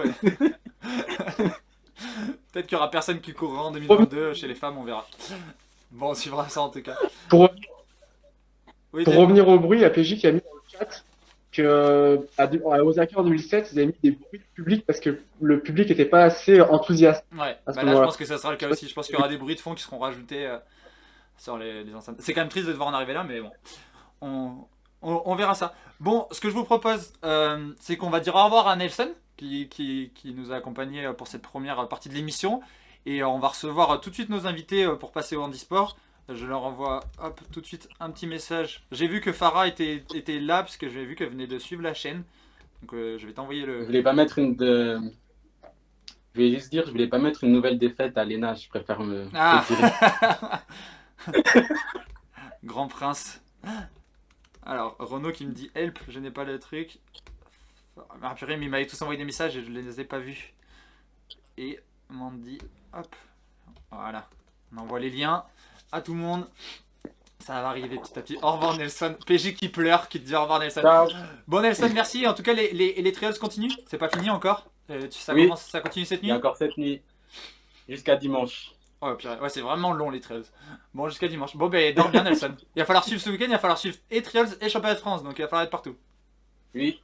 Bon, après, il y a aussi ouais, il y a les Britanniques aussi, il y a les Italiens, il y a tout le monde qui court. Ouais, c'est vrai. Bon, oui, oui. Bon, en Les ce moment, Suisses c'est aussi. section partout. Il y a pas les Ouais, les Suisses Suisses aussi. Oui, il y a tout le monde là. Bon, à plus. Bon, allez, salut Nelson, à la prochaine. Merci. Merci d'avoir été là. Hop, on va passer sur une scène un peu différente parce que. D'ailleurs, Jus, tu vas pouvoir quitter la conversation si tu veux. Y a pas de souci. On va passer sur cette scène en attendant que les autres arrivent. Là, on en pose ou pas? Non, on n'est pas en pause, mais tu peux te mettre en pause si tu veux. Il y a Farah qui est là déjà. Salut. Salut. Salut. Salut. Ça va, Farah? Ça va super. Tu prépares pour les championnats de France toi aussi ce week-end? Comme Léna. Ouais, c'est ça. Tu cours sur quoi toi, les France sur le 4H? 4H, ouais. Ok. Et c'est quand du coup ta série? Samedi, fin de journée, 17h55 et finale le dimanche en milieu d'après-midi. Ok. D'ailleurs, j'ai pas suivi, vous avez regardé Ah, un peu des fois- la météo? Ah, Non. des- C'est horrible. Ah ouais? Mon coach a dit non, mais dimanche, ça va être passable. Non, c'est pas passable. non, ils annoncent pas top, pluie, orage, pas top. Ok, bon, bah, dommage pour les perfs. On va suivre ça. Pluie, orage, pas top. Ok. Salut! Ah bah y a tout le monde qui est là, parfait. Il y a Renaud, il y a Mandy. On est au complet, c'est parfait. Vous nous entendez bien, Renaud, Mandy, ça va? Ouais. Ça va Mandy, t'entends bien? Oui, ça va. Parfait. Alors, on va commencer avec Mandy, tranquillement, on va un petit peu discuter avec elle, parce que Mandy, je lui ai dit qu'on la garderait pas longtemps, et déjà qu'on est un petit peu en retard. Donc je vous propose qu'on commence avec Mandy. Pour ceux qui ne la connaissent pas, donc Mandy François Elie, donc, qui est avec nous. Bon, c'est quand même un gros palmarès de l'athlète handisport. Elle est quand même championne paralympique, donc voilà, en 2012 sur 100 mètres. Elle est également double championne du monde du 100 mètres et du 200 mètres. Et elle est vice-championne paralympique en 2016 également sur le 100 mètres. Elle a encore fait des médailles aux championnats d'Europe, notamment. Il y a eu les championnats d'Europe il n'y a pas longtemps, on va en parler un petit peu. C'était quand d'ailleurs vos championnats d'Europe? C'est terminé il y a un petit mois, quelque chose comme ça? Il y a 3 semaines, ouais. Il y a 3 semaines, 3 semaines. Et du coup, Mandy, t'as fait quoi au championnat d'Europe toi? 100, 200. Ok. Et t'as fait Et le médaille? relais. Comment? Tu fais médaille sur les championnats d'Europe? Oui. Parfait. Renaud aussi d'ailleurs qui fait médaille sur le championnat d'Europe et Farah aussi. Donc voilà, on a que des médaillés sur les derniers championnats d'Europe. Donc on est plutôt bien entouré. Bon, du coup Mandy, voilà, j'ai raconté un petit peu. Si toi tu veux nous raconter un petit peu aussi bah, voilà, ton histoire, comment t'es arrivé à l'athlétisme justement handisport. Voilà, je te laisse la parole. Voilà. Ah, Mandy, qu'est-ce qui se passe? Comment je suis arrivée en e-sport? J'étais valide Ouais. et comment dire ça? Comment dire ça, mon Dieu? Comment dire? Depuis 6 ans, j'ai fait de l'athlétisme. Depuis l'âge de 6 ans, j'ai fait de l'athlétisme. Et en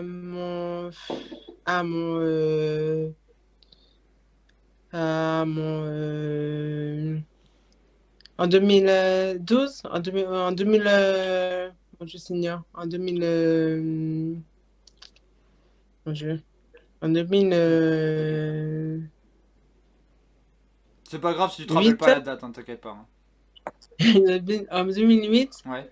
j'ai fait un accident vasculaire Mm. et tout d'un coup, mais ça a basculé. Alors voilà. D'accord. Voilà, elle était quand même recordman de Martinique, donc du 400 mètres en 55-37. Et du coup, ensuite, Mandy, après cet accident, justement, toi, tu t'es dit directement, je commence l'athlète handisport, ou est-ce que tu as eu un petit moment de doute, est-ce que je continue le sport, ou ça s'est passé comment? C'est ça. Je continue le sport ou pas? Ah. Oula. T'as coupé ta caméra, je pense. C'est bon ou pas? Ouais, c'est bon, je Oui. t'ai retrouvé. Bon, alors, on te disait quoi déjà? Je te disais, est-ce que t'as eu le moment de doute ou est-ce que t'as direct dit, bah non, moi je continue le sport, quoi qu'il arrive Ben, j'ai continué le sport. Je suis tombée une première fois, je suis tombée une deuxième fois. Et puis, Luc Piquion m'a dit, mais non, mais il faut que tu arrêtes parce que là, ça va pas du tout, hein. Bon, ben, ok, d'accord. Si ça va pas, ben, je fais quoi? Et puis, Jocelyne Léa, mon entraîneur d'ici, mon entraîneur là-bas, là, ben, il m'a conseillé de partir. Et puis après, ben, je suis partie. Et puis voilà. Hein. Et puis, c'est ici. Bon, en tout cas, c'est vraiment fort. Toi, donc là, vous avez aussi les championnats de France qui sont passés également? Oui, oui, oui. Championnat de France qui était... c'était Albi, les championnats de France? Oui, Ah, oui, c'était Albi. c'était Albi.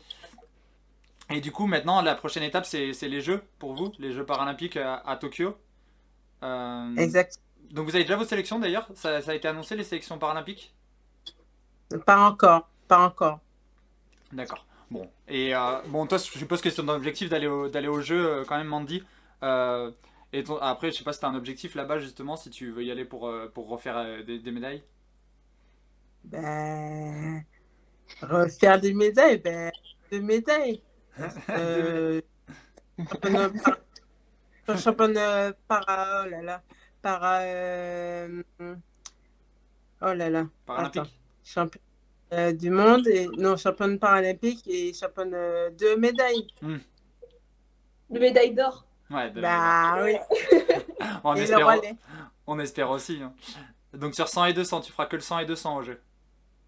100 et 200 et le relais. Et le relais. Ok, cool. Bon, on suivra ça avec attention forcément. Moi j'avais aussi des questions alors qui sont un peu plus générales pour vous tous et après on va laisser Mandy tranquille. Mais surtout pour Mandy, justement toi qui as un énorme palmarès, on sait des fois que dans l'athlétisme c'est difficile de pouvoir vivre de son sport et je voulais savoir justement dans l'athlé handisport, comment vous êtes là-dessus? Est-ce que tu as des revenus liés à ton sport ou comment ça se passe? Je connais très mal l'athlé handisport. Comment? Non, vas-y, explique-nous justement si tu as des revenus qui sont liés à ton sport ou... Alors, la fédération, non, c'est pas la fédération, c'est, comment tu dis ça? L'armée, bien sûr.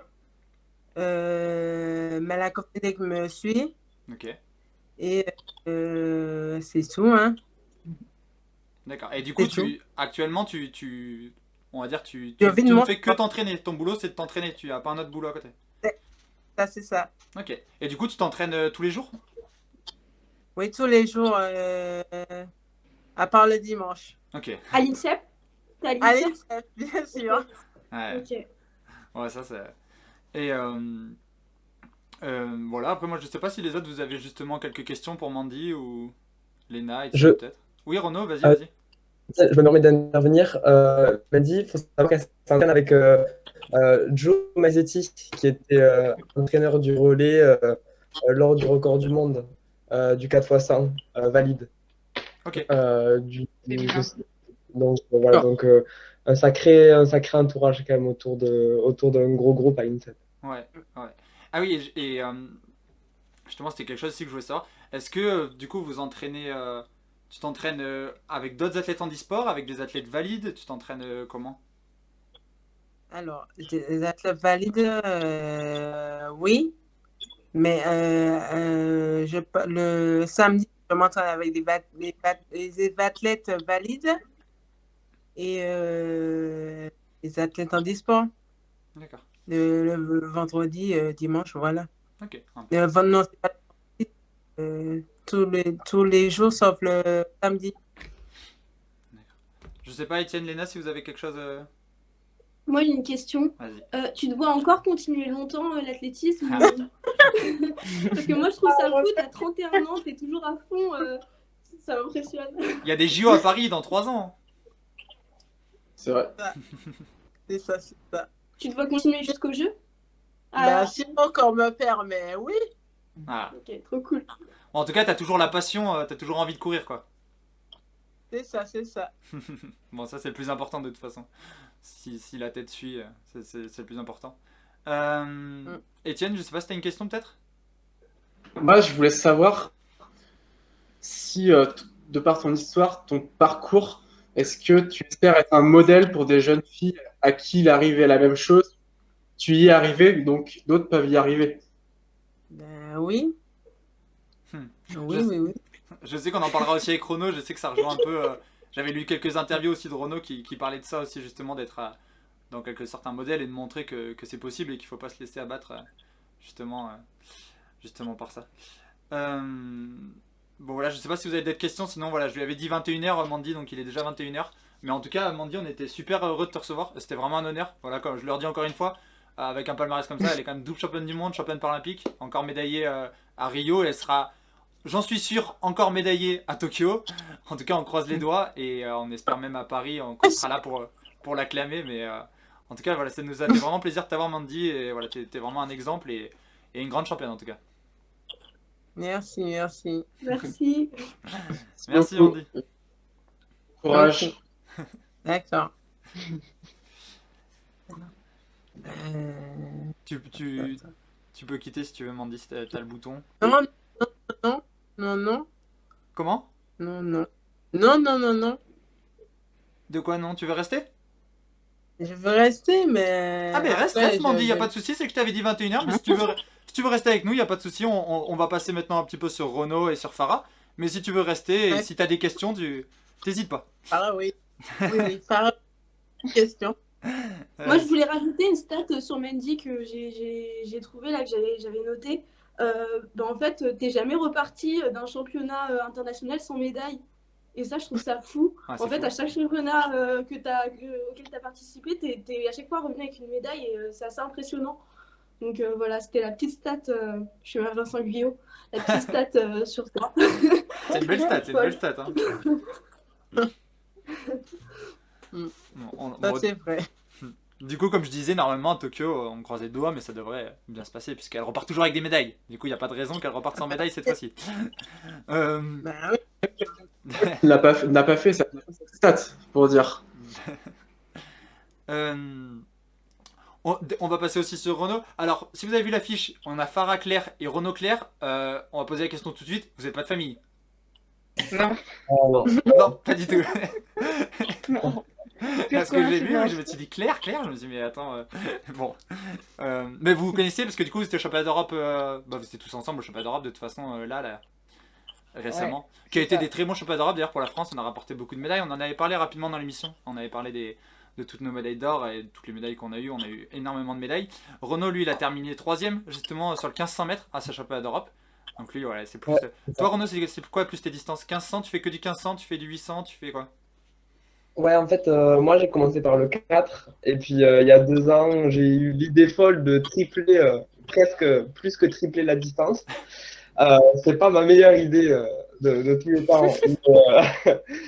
Non, mais ça se passe bien. Et puis voilà, enfin, c'est plus des courses tactiques. Enfin, moi, je préfère me retrouver dans la nature aussi, etc., sur des gros fartleks, etc. Donc, ouais, ça me ressemble plus des courses de fond, de demi-fond. Ok, donc maintenant 1500, là ton objectif c'est 1500 à fond, y a rien d'autre? Ouais, en fait, l'objectif c'est 1500 à fond parce que en handi, dans les catégories, donc il faut savoir qu'il y a beaucoup de catégories et du coup, il y a le 100 mètres, T11, T12, T13, Ouais. le Ouais, 200, ça. T11, T12, T13. Et donc, en fait, on se retrouve avec un programme immense. Et donc, en fait, la Fédération internationale va supprimer beaucoup d'épreuves Ouais. pour qu'ils soient télévisuels. Et donc, ouais, on n'a pas le 800 dans notre catégorie. Donc, j'ai été obligé de sauter le gap au-dessus. Toi ta Donc, catégorie ouais. c'est T38, c'est ça? Alors, ma catégorie, c'est T37. Voilà. Je sais pas s'il faut expliquer un peu comment ça marche. Bah Mais, vas-y, mais explique c'est parce que c'est vrai que c'est pas... Bah quoi, quand on n'a pas l'habitude de handisport, c'est vrai que c'est pas très clair toutes ces catégories. Comme tu dis, il y a énormément de catégories. On s'y perd un petit peu. Donc vas-y, si tu veux expliquer, bah vas-y, hein, avec plaisir.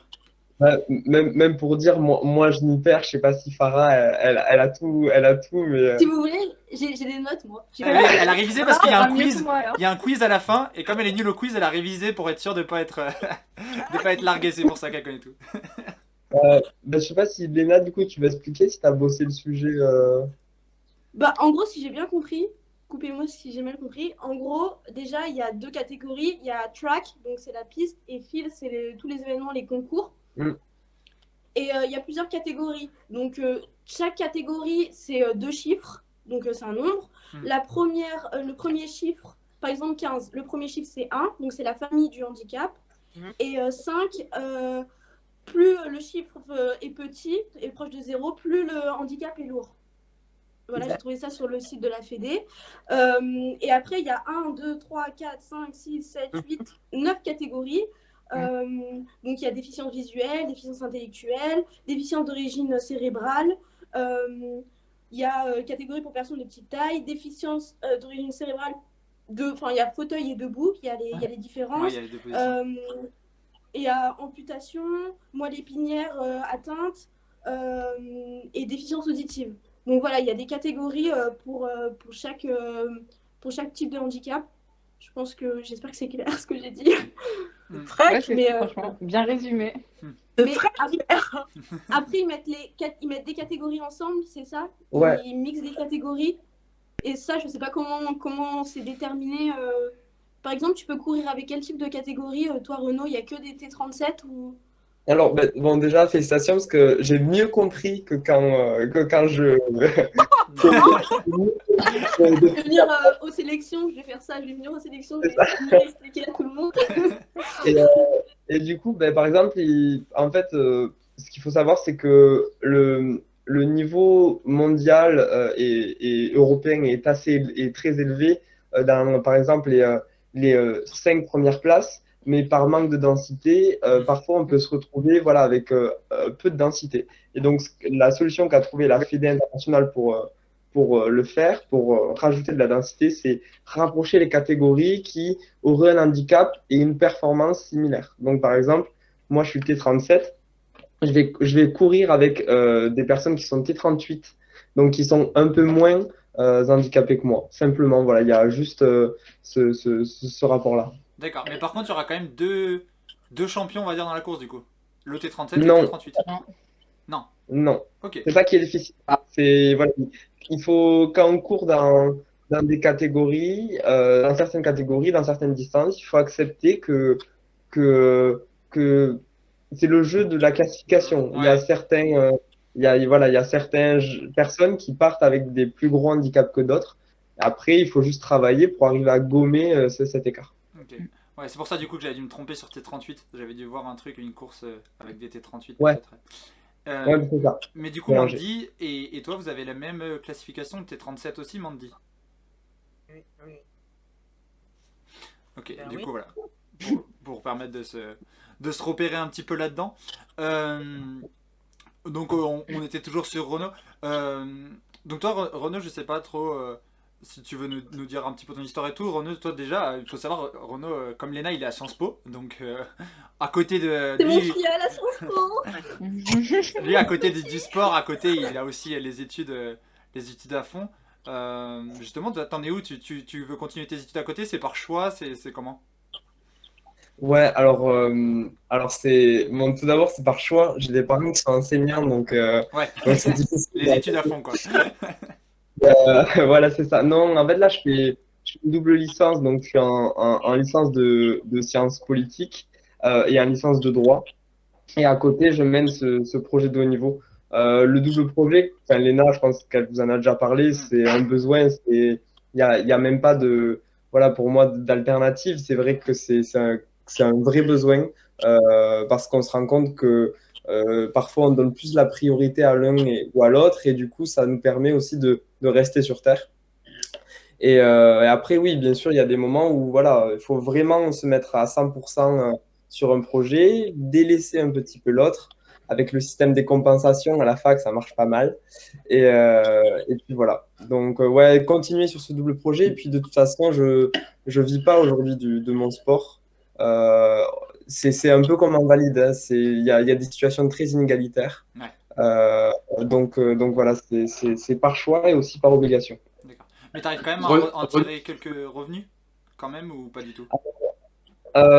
J'ai la chance d'avoir des marques qui me font confiance, comme Nike pendant 2 ans et maintenant Puma, qui me suivent tout au long de l'année. Et après, oui, j'arrive à financer les stages, à faire certaines choses. Voilà, je peux partir en stage. Je peux pas m'acheter un vélo si j'ai besoin d'optimiser l'entraînement, mais je pourrais pas me mettre à plein temps dans ça sans serrer la ceinture un peu. Je veux savoir, Renaud. Du coup, j'ai une petite question, du coup. Ah, pardon. Vas-y. Est-ce que tu as des aménagements d'horaire à tes études pour pouvoir t'entraîner le mieux possible comme ça existe ailleurs? Alors, ça dépend quelle licence. Alors, en droit, c'est un peu freestyle, c'est-à-dire que j'ai 30 heures de cours et j'ai 30 heures de cours et c'est brut de décoffrage, c'est-à-dire que c'est moi qui dois faire en sorte que ça marche bien pour moi. J'ai fait le choix notamment de ne pas doubler les années de licence parce que sinon on sort avec un diplôme à 30 ans et parfois c'est un peu compliqué sur le marché du travail. Et après à Sciences Politiques, on a tout un aménagement qui est fait pour les sportifs de haut niveau, ouais, qui est très très bien, je pense, qui est à la pointe de ce qui peut se faire en France. C'est le même cursus que Claire, dont on avait parlé, Claire Palou qui était venue, on est dans le même cursus, ça marche exactement pareil. C'est le même Voilà, cursus. c'est ça. Okay. C'est ça. Ouais, vous avez de la chance là-dessus. T'en parlais aussi, Léna, Claire aussi, c'est vrai que vous avez de la chance sur Sciences Po qu'ils accompagnent plutôt bien les sportifs quand même de ce côté-là. Du coup, j'avais une petite question. Vas-y, ah oui, ça va, vas-y. Parce que Renaud, tu as dit tout à l'heure que il y avait des situations inégalitaires au niveau des revenus dans le handisport. Est-ce qu'il y a des différences entre des catégories qui sont mieux reconnues ou plus valorisées que d'autres? Alors oui, forcément, il y a des catégories c'est un peu difficile de dire ça, mais qui sont plus attractives que d'autres. Très simplement, déjà, il y a la catégorie amputée. Par exemple, la catégorie de Marie-Amélie Le Fur, ou de personnes comme Dimitri Pavade, etc., qui attirent beaucoup plus ou qui attirent les gens, puisque c'est des athlètes vraiment, comment dire, il y a quelque chose de très visuel en fait dans cette catégorie. Il y a le saut, notamment le saut en longueur est très beau à voir. On en parlera un avec petit peu de Marcus Rem notamment. Ouais. On avait parlé justement. Ouais. Et après il y a des catégories, pardon, pour finir, qui sont laissées à l'abandon un petit peu, notamment les déficients intellectuels, les T20, où là il va y avoir très peu de sponsoring, très peu de voilà, c'est sûr qu'il y a des catégories, mais bon, c'est la loi du marché en quelque sorte. Plus c'est visuel, plus on adhère, hein, comme on dit. Ok, intéressant, merci. C'est un petit peu pareil que dans les épreuves. Déjà rien qu'entre des épreuves, tu sais, le 100 mètres est beaucoup plus rémunéré que des épreuves qui sont beaucoup moins visuelles. C'est les télés qui décident de toute façon, donc c'est un peu comme ça partout. Aussi, moi, du coup, je disais, je m'étais un peu renseigné sur toi aussi, sur quelques articles, notamment j'avais vu un article dans l'équipe qui était passé sur toi, où tu disais justement que tu avais aussi fait un peu le choix de quoi. Toi, je sais pas si tu t'es posé beaucoup de questions, tu avais fait en tout cas le choix de l'athlé et tout ça, et tu t'étais dit que tu aimais bien ce côté d'être un peu un modèle et de montrer aux autres que tout était possible et qu'il fallait pas trop se mettre de limites et des choses comme ça. C'est quelque chose qui est important pour toi, ça? Alors, l'idée, c'est pas d'être un modèle, c'est-à-dire que j'ai pas un besoin d'être reconnu. Voilà, je préfère le préciser. Non, mais bien sûr, t'as raison. Ma question était peut-être mal tournée, c'était plus. Ouais, t'as raison. Non, c'est vrai que voilà, j'ai pas ce besoin d'être reconnu ou d'être adulé, mais par contre, je ressens un réel besoin de partager, que ça soit l'expérience ou la médaille. En fait, en soi, quand on est athlète, et surtout quand on est athlète paralympique, c'est-à-dire que les médias vont pas trop s'attarder sur nous, etc. Du coup, ce qui va être important pour nous, c'est d'aller dans les écoles, d'aller vers les gens et que les gens viennent vers nous en nous demandant l'expérience vécue et que nous, on puisse leur apporter ça. Et oui, pas inspirer, ça serait un peu beaucoup, mais peut-être faire réfléchir les gens et à dire, ah bon, ben, peut-être que si cette personne a mis en place des choses pour arriver à son but, moi aussi, je peux faire pareil. que ça soit des enfants handicapés ou pas, hein, vraiment, voilà, travailler dur, avec toutes ces valeurs-là, la détermination, etc., que je veux faire passer. Ouais, bien sûr. Montrer que c'est possible dans tous les cas, qu'il faut jamais se laisser abattre. D'ailleurs, je trouve qu'en France, on a un bon exemple là-dessus qui fait pas mal, je trouve, pour l'handisport. C'est Théo Curin aussi sur la natation, qui est pas mal connu et voilà, qui est pas mal dans ce style-là, justement, de pas se laisser abattre par la vie, on va dire. Moi, j'avais aussi des questions plus générales pour vous tous. Vas-y, Renaud, tu veux dire un truc? Non, juste pour moi, c'est important quand même de différencier le discours de aller vers l'avant, d'essayer, et le discours qui dit que oui, si je l'ai fait, on peut le faire, tout le monde peut le faire. Moi, je trouve que ce discours, il est un peu refait, retourné à toutes les sauces, parce que non, c'est pas vrai. Il y a plein de caractères qui font que moi, j'ai pu le faire, mais que quelqu'un d'autre pourra peut-être pas le faire, et que c'est compliqué. Donc, en tout cas, essayer et mettre toutes les choses en œuvre pour essayer de le faire et voir où ça nous mène. Voilà. Moi, j'avais aussi des questions un peu générales pour vous tous, et d'ailleurs, je pense que Farah pourra aussi témoigner là-dessus, parce qu'elle connaît, elle, pour le coup, les deux côtés. Ah oui, donc je vais quand même présenter Farah, parce qu'elle est là, et voilà, Farah, c'est, donc pour ceux qui ne connaissent pas, c'est une athlète valide, pour le coup, qui a d'ailleurs eu des médailles au championnat de France, et voilà, qui est une athlète de très haut niveau, en tout cas, sur plutôt 400 et qui est également à côté guide. Donc voilà, pour malvoyants dans le handisport, et elle aussi avec ses athlètes, elle fait des médailles au championnat d'Europe. Donc voilà, Farah, peut-être d'ailleurs on va en faire un petit peu rapidement aussi sur toi, mais toi, depuis quand tu fais guide? Pourquoi? Raconte-nous un petit peu comment t'es arrivé là en fait. Ça fait 3 ans que je fais guide pour Delia Boulaglem, qui était 11, donc malvoyante. On est 2 guides, il faut savoir qu'on est vraiment 2 guides. Là sur les courses, c'est moi qui guide, et après Delia, elle fait aussi de la longueur, et c'est Juliette Sinato qui guide Delia là-dessus, parce que c'est totalement différent. J'ai commencé comme ça. En fait, Juliette et moi, on fait de l'athlé toutes les deux, elle des épreuves combinées, moi du 400 haies. On est arrivé à un moment de notre carrière en se disant on a besoin de quelque chose encore de plus. On avait envie de partager quelque chose en commun. Et on est tombé sur une annonce par hasard de Delia qui cherchait un guide. Et on l'a appelé le soir même. Et le lendemain, on commençait avec Delia tout de suite. Et on s'est lancé dans l'aventure à 3. Et ça fait 3 ans qu'on est à 3, qu'on partage vraiment tout. Et Delia commençait vraiment, on va dire, entre guillemets, de zéro. Donc, on est un trio qui grandit ensemble, et je pense que c'est pas fini. Donc voilà comment on s'est découverte, et comment notre amitié aussi, elle s'est faite par la suite. Ok, c'est vraiment une belle histoire. Et justement, toi qui connais les deux côtés, ça fait quoi un peu? Moi, je voulais avoir l'intérieur les sensations. Là, tu vois, tu as fait des médailles d'Europe, tu le vis comment toi? C'est la joie, c'est comme si c'était toi aussi la médaille, ou tu le vis comment à peu près? Ouais, bah, déjà c'est différent dans la gestion du stress, parce que il y a mon stress, mais que je dois pas communiquer à Delia. C'est pas le même stress quand même que pour moi en individuel. Après, les émotions, elles sont tout aussi fortes, parce que à la base, je suis sa guide. Je suis vraiment dévouée pour elle et pour l'amener le plus loin possible. Et en fait, juste le fait de voir son émotion à l'arrivée, parce que c'est quand même moi qui lui annonce combien on est, combien on a fait, vu qu'elle voit pas. L'émotion, franchement, elle était tout aussi forte que quand j'ai fait mes médailles pour moi.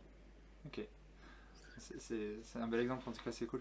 Et justement, la question moi, que j'avais pour vous tous, c'est justement, est-ce que vous regrettez un petit peu des fois l'écart qu'il peut y avoir, qui est mis entre les athlètes valides et les athlètes handisport? Je ne sais pas exactement dans tous les sports, mais en athlète, c'est vrai qu'on ne partage pas beaucoup de compétitions, c'est très rare, sûrement trop rare.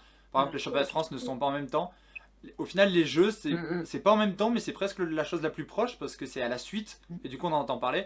Mais les championnats du monde ne sont jamais en même temps, les championnats de France ne sont jamais en même temps. Les compétitions, c'est très rare qu'il y ait des épreuves handisport au milieu des valides. Donc je sais pas trop vous quel est votre sentiment là-dessus, si justement vous voudriez qu'il y ait plus de rapprochement, ou si ça vous dérange pas, ou voilà.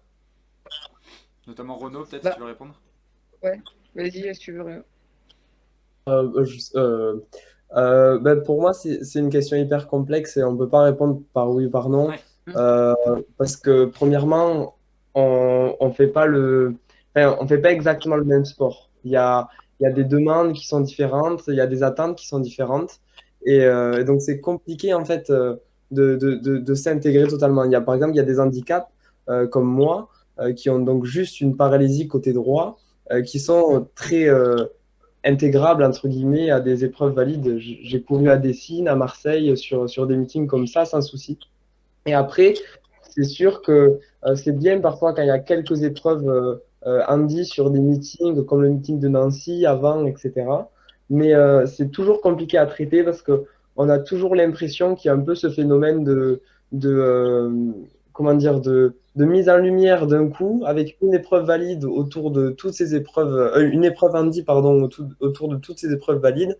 Et donc parfois c'est complexe à regarder et les gens qui sont pas venus pour voir ça n'ont pas forcément l'œil pour voir ça. Donc c'est tout ce qui est complexe en fait à pas se faire traiter avec un œil différemment, avec un œil différent. Et du coup, l'écart est compliqué, mais enfin, je sais pas trop comment y répondre. Je sais pas si vous avez compris mon propos, Si. mais le tout c'est que c'est vraiment que on fait c'est la même genèse, le 100 mètres, le 200, mais finalement, le but est le même, mais le procédé pour y arriver est complètement différent. Donc, il faudrait l'adapter à tous les handicaps.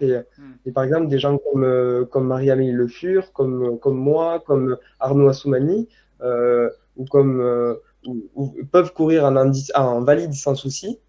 Mais par exemple, des gens comme Delia et Farah, c'est plus compliqué parce qu'il faut 2 couloirs. Donc, ça veut dire qu'il faut libérer un couloir sur une piste, sur une course valide, etc. Donc voilà, il y a tout ça qui est compliqué à faire.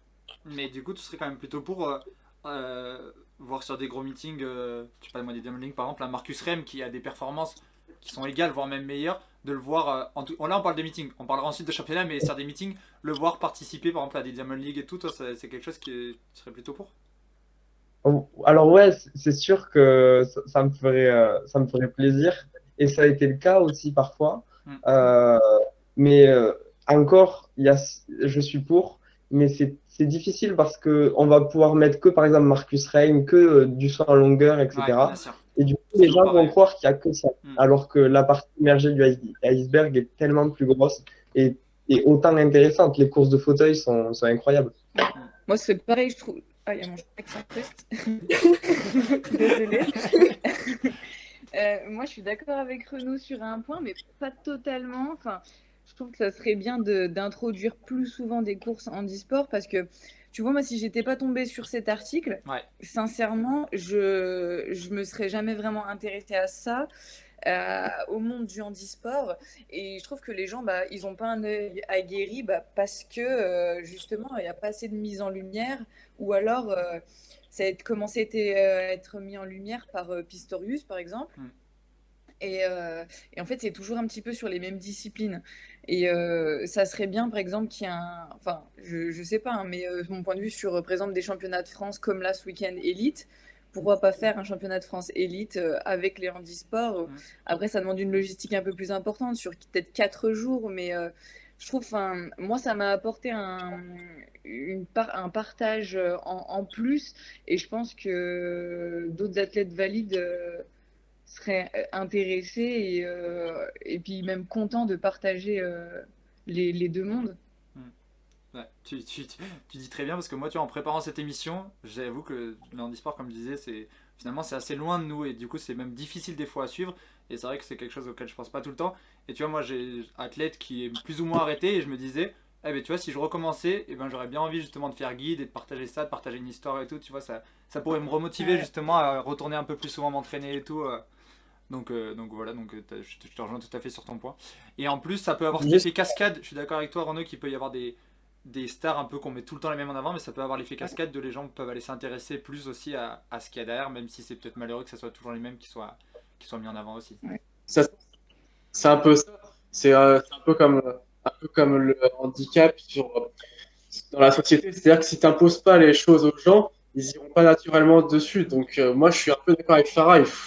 Il faut qu'il y en ait plus. Il faut que ça devienne normal de voir du handisport. Et tant qu'on n'imposera pas un minimum de télé, tant qu'on n'imposera pas aussi des des athlètes handisport au sein des compétitions valides, retransmises à assez grande échelle, et bah, tant qu'il n'y aura pas ça, je pense que l'athlète handisport restera relativement anonyme.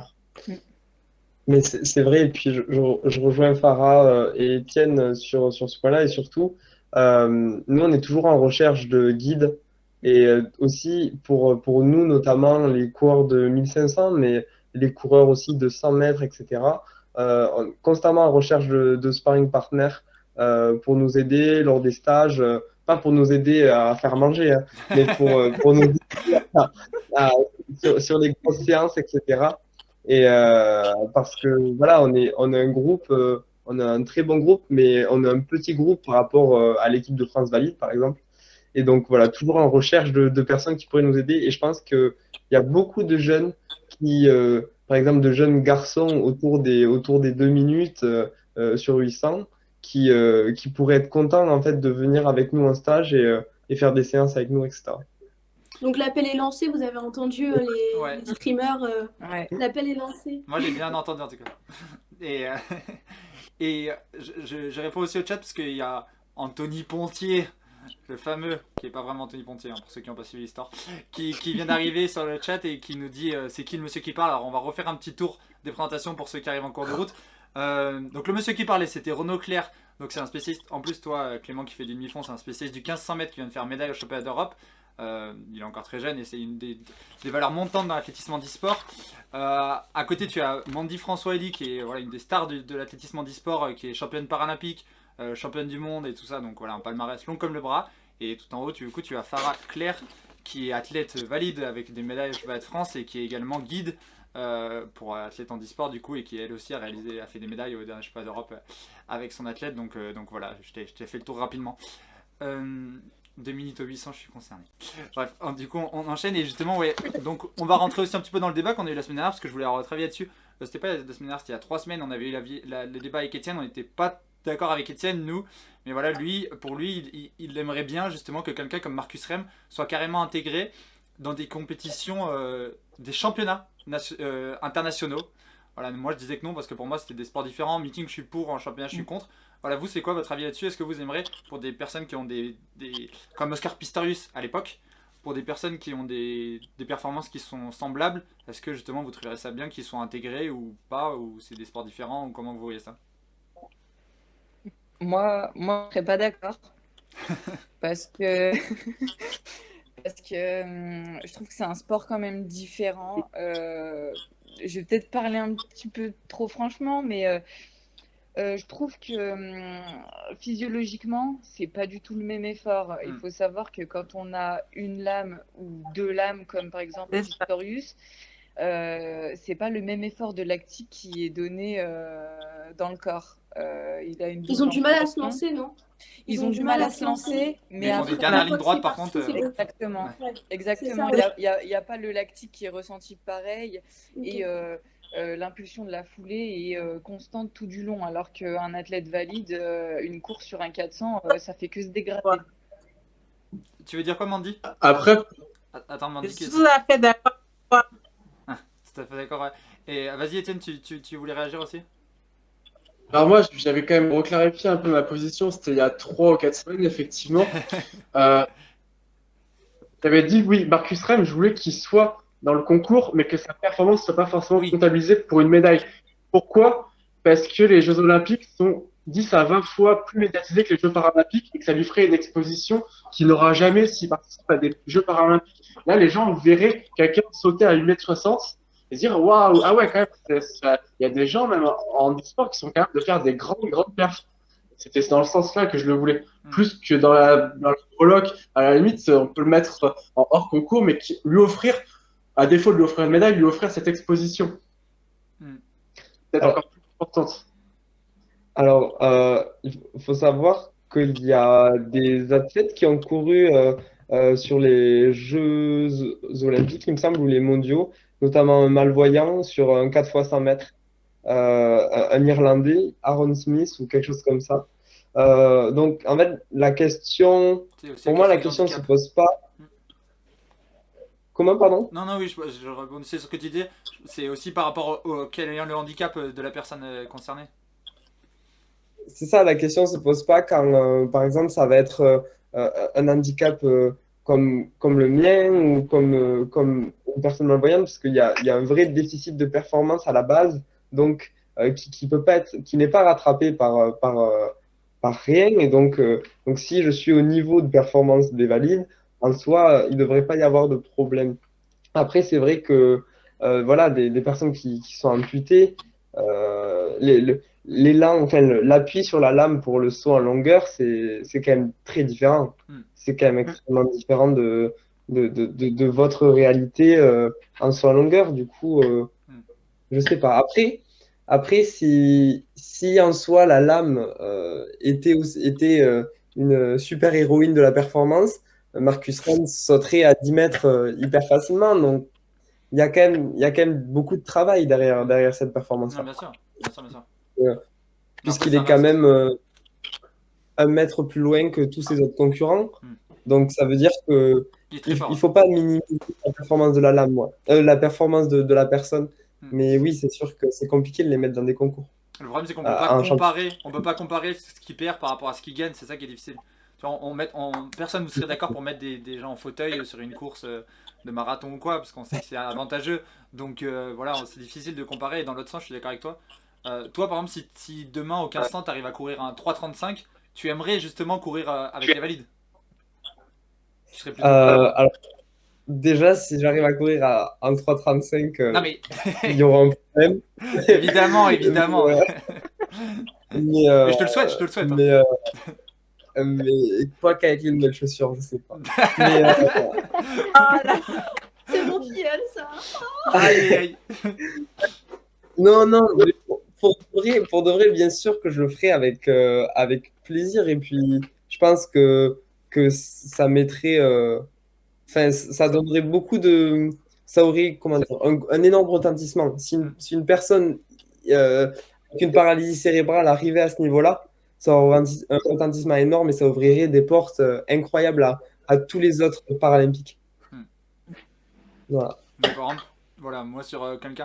Sur Marcus Rem, j'étais pas forcément d'accord parce qu'on peut pas le faire, mais par exemple, quelqu'un comme Arnaud Assoumani, personnellement, ça me poserait pas de soucis s'il sautait avec les valides, puisque voilà, pour moi, son handicap ne peut pas lui donner d'avantage, c'est impossible que ça lui donne un avantage. Voilà. Je sais pas, les autres, si vous avez aussi encore des petites questions pour nos invités. Moi, je t'avoue, je rebondis un peu sur ta dernière remarque. Ce concept de handicap qui donne un avantage, ça me Oui, choque un je peu. Je veux dire, dans comprends. ces cas-là, on peut tous les jours, mais allons courir, quoi. Oui, mais Et, est-ce que tu laisserais courir les personnes en fauteuil, tu les laisserais courir sur des demi-fonds?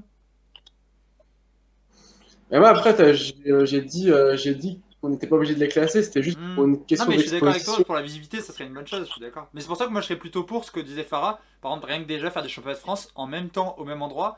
Voilà, vos championnats de France ont eu lieu la semaine dernière. C'était tout à fait possible de les faire 2 semaines plus tard à Angers, tout le monde en même temps. Je Et de pense faire qu'il y a une des course choses sur qui deux, sont. une course sur deux, une course valide, Ouais. une course. Ouais. Je pense qu'il pourrait être des choses qui seraient déjà envisageables et qui seraient une bonne chose de ce point de vue-là. Après, c'est pas la même fédération. Vous êtes affilié à la fédération handisport et pas à la fédération d'athlètes.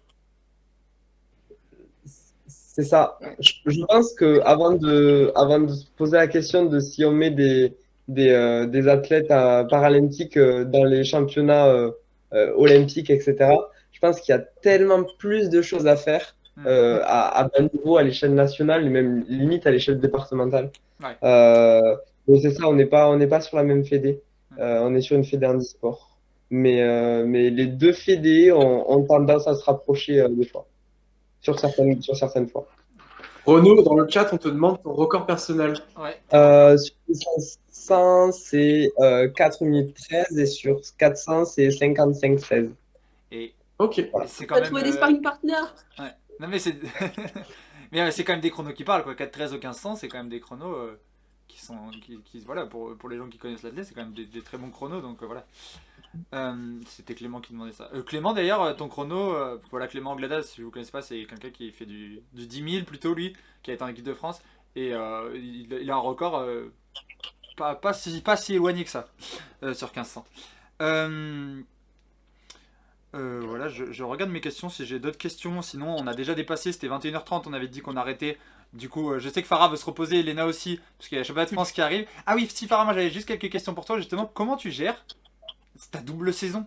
C'est ça qui me paraît complexe, c'est que tu restes très performante dans les valides également, tu vois. C'est pas comme si tu avais laissé tomber ta carrière valide.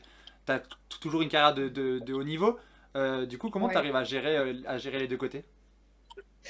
Alors, c'était une longue discussion de début de saison avec mon entraîneur, justement, parce qu'il sait que moi, je veux pas lâcher Delia et que je veux pas lâcher non plus ma carrière, parce que ce week-end, je vais quand même défendre mon titre de championne de France. Ouais. Donc, il y a du boulot à faire. C'est concilier les deux sans que moi, entre guillemets, ça m'handicape pendant mes séances.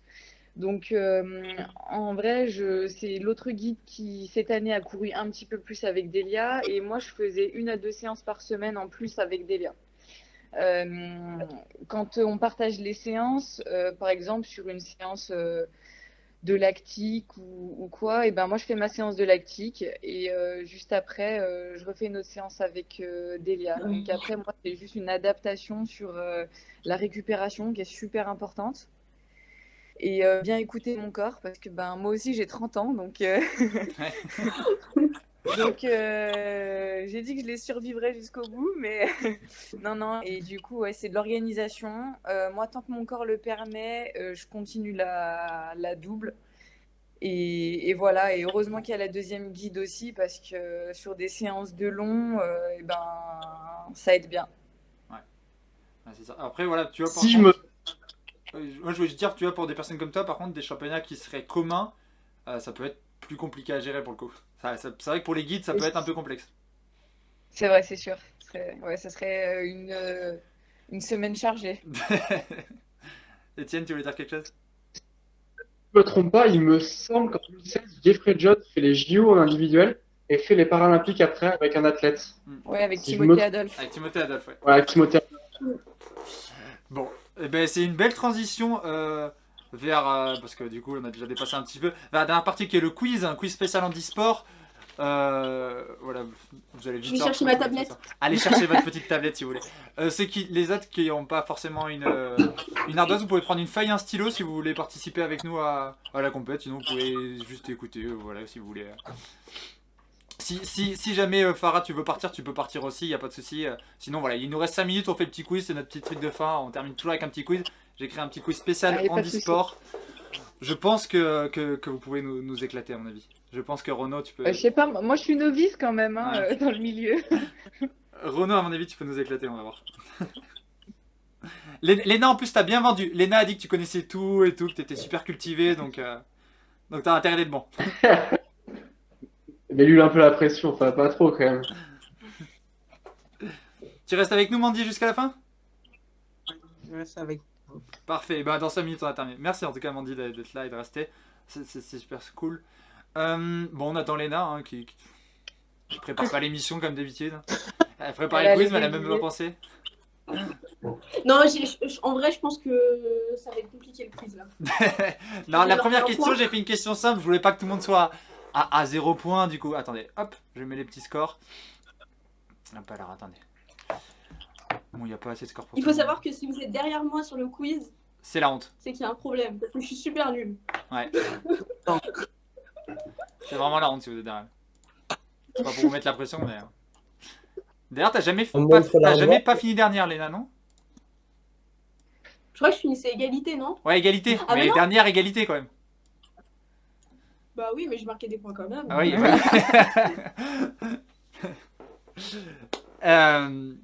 on va commencer du coup avec une question assez facile. Voilà, je voulais que personne reste à 0 points. Qui est le Français champion du monde surnommé le Guépard Blanc? Ok. Vas-y, Mandy, dis la réponse. Tu l'as? Ben oui. Le Guépard. Comment on appelle ça? Oh là là. Il fait des 400. Ouais, il fait des 400, ouais. Voilà. C'est Timothée. Ouais, c'est ça. Vous l'aviez tous, c'est bon? Retournez vos petites feuilles là pour voir. Personne triche. Timothée Adolphe. Adolphe. Bien joué. Bien joué à tout le monde. Allez, Voilà, personne finira à 0, tout le monde est content. Léna est contente, elle finira pas à 0. Hop, on met les points à tout le monde. Avec Martin, on a une mission, en fait. Tout le monde gagne. Ouais, c'est l'école des fans aujourd'hui. C'est l'école des fans. Non mais c'est bon, pour une semaine, il n'y a pas PJ, il n'y a pas Vincent, j'ai fait le quiz facile là, j'ai été sympa. Voilà, si vous suivez pas, d'habitude, des fois on a PJ dans l'émission, PJ Vazel. Bah, faites pas des quiz avec lui, c'est injouable, il connaît tout sur tout, donc ouais. Donc on est obligé de faire des questions très dures et les autres s'ennuient. Alors, là c'est une question, mais je pense qu'on va la passer parce que je suis pas sûr de mon chiffre que j'ai trouvé.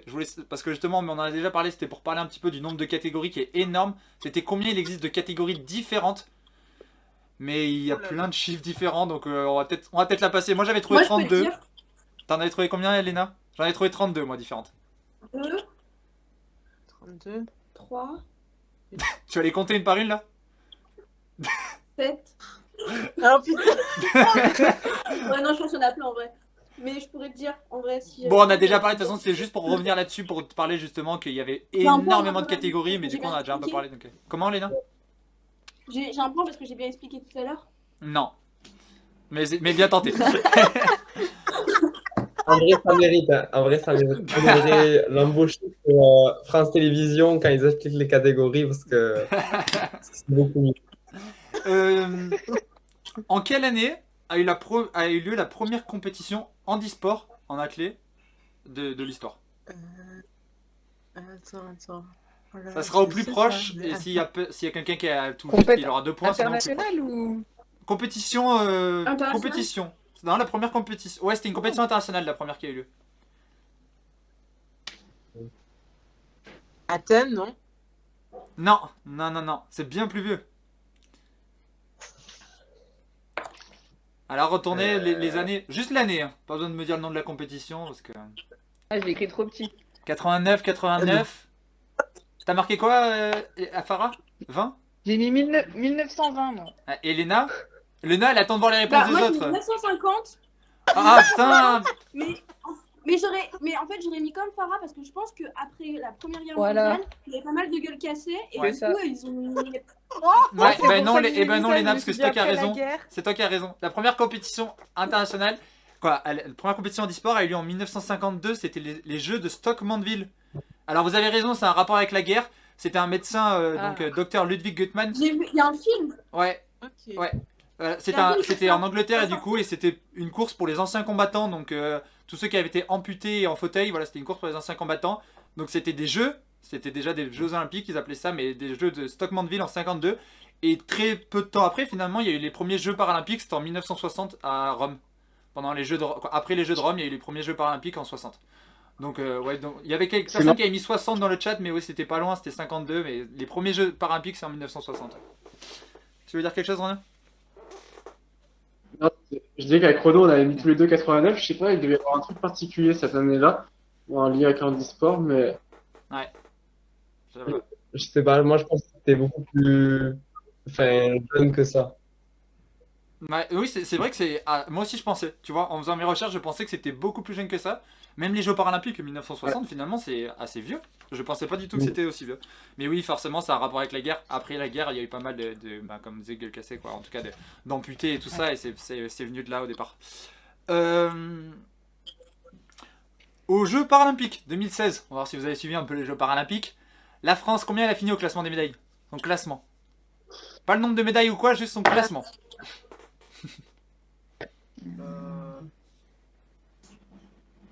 Il y a des débats. Hein. Ouais, Allez, c'est au plus proche, il suffit de mettre des chiffres, de toute façon, c'est au plus proche, ne vous inquiétez pas. Tu peux me donner ton identité en DM? Nelson qui demande l'identité de Salami Tokyo. Oui, vas-y, Léna, tu te L'équipe paralympique d'athlétisme ou juste l'équipe Non, l'équipe paralympique au JO. Ah, désolé. Ils sont bons dans les autres sports ou pas? Tout sport confondu.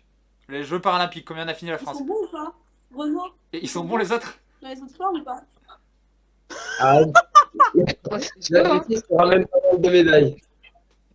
C'est ça que je fais. Mais tu sais que moi en 2016, je ne suivais pas. Hein. Ouais. Allez, mettez un classement là. Tentez un classement. Tu dis combien toi, Mandy? Tu penses qu'on était combien? 9. Ah, moi aussi, j'ai mis 9. ça. Eh, pas loin, 9. Renaud 10, Oh. 4. Et Farah, t'as mis combien? J'ai mis 9 aussi. Ah, et non, c'est Renaud. On était 12e. 12e, la France. Oh. On n'est pas si fort que ça. Hein. Ouais. On n'est pas très très bon en Paralympique. Ça, Après, l'athlète rapporte pas mal de médailles. Après, je sais pas trop, j'avoue, les autres sports non plus, je sais pas trop. C'était la Chine en tout Je cas pense qui l'avait que les emporté. Russes- La Chine qui l'avait emporté assez largement d'ailleurs, quand j'ai regardé, très très largement même. Comme d'hab. Qui s'impose. Mais en fait, c'est très rigolo parce qu'il y a un inversement du classement par rapport à des disciplines olympiques où des pays émergents en fait vont être très très bien classés parce qu'ils investissent beaucoup dans ça pour être connus politiquement, sportivement, etc. Ouais, c'est vrai. Voilà, notamment des pays comme Dubaï qui font beaucoup, enfin les Émirats Arabes Unis qui font beaucoup de compétitions pour être sur la scène politique. Ok. Bon, après, la Chine par contre, bon, ils sont bons de tous les côtés, eux. C'est pas vraiment une surprise. Et du coup, avec combien de médailles? La France, Jeux paralympiques 2016, combien de médailles pour la France? Putain, la question. La France, hein, pas que l'athlète, tous les sports confondus. Ah, ok, d'accord. Ok.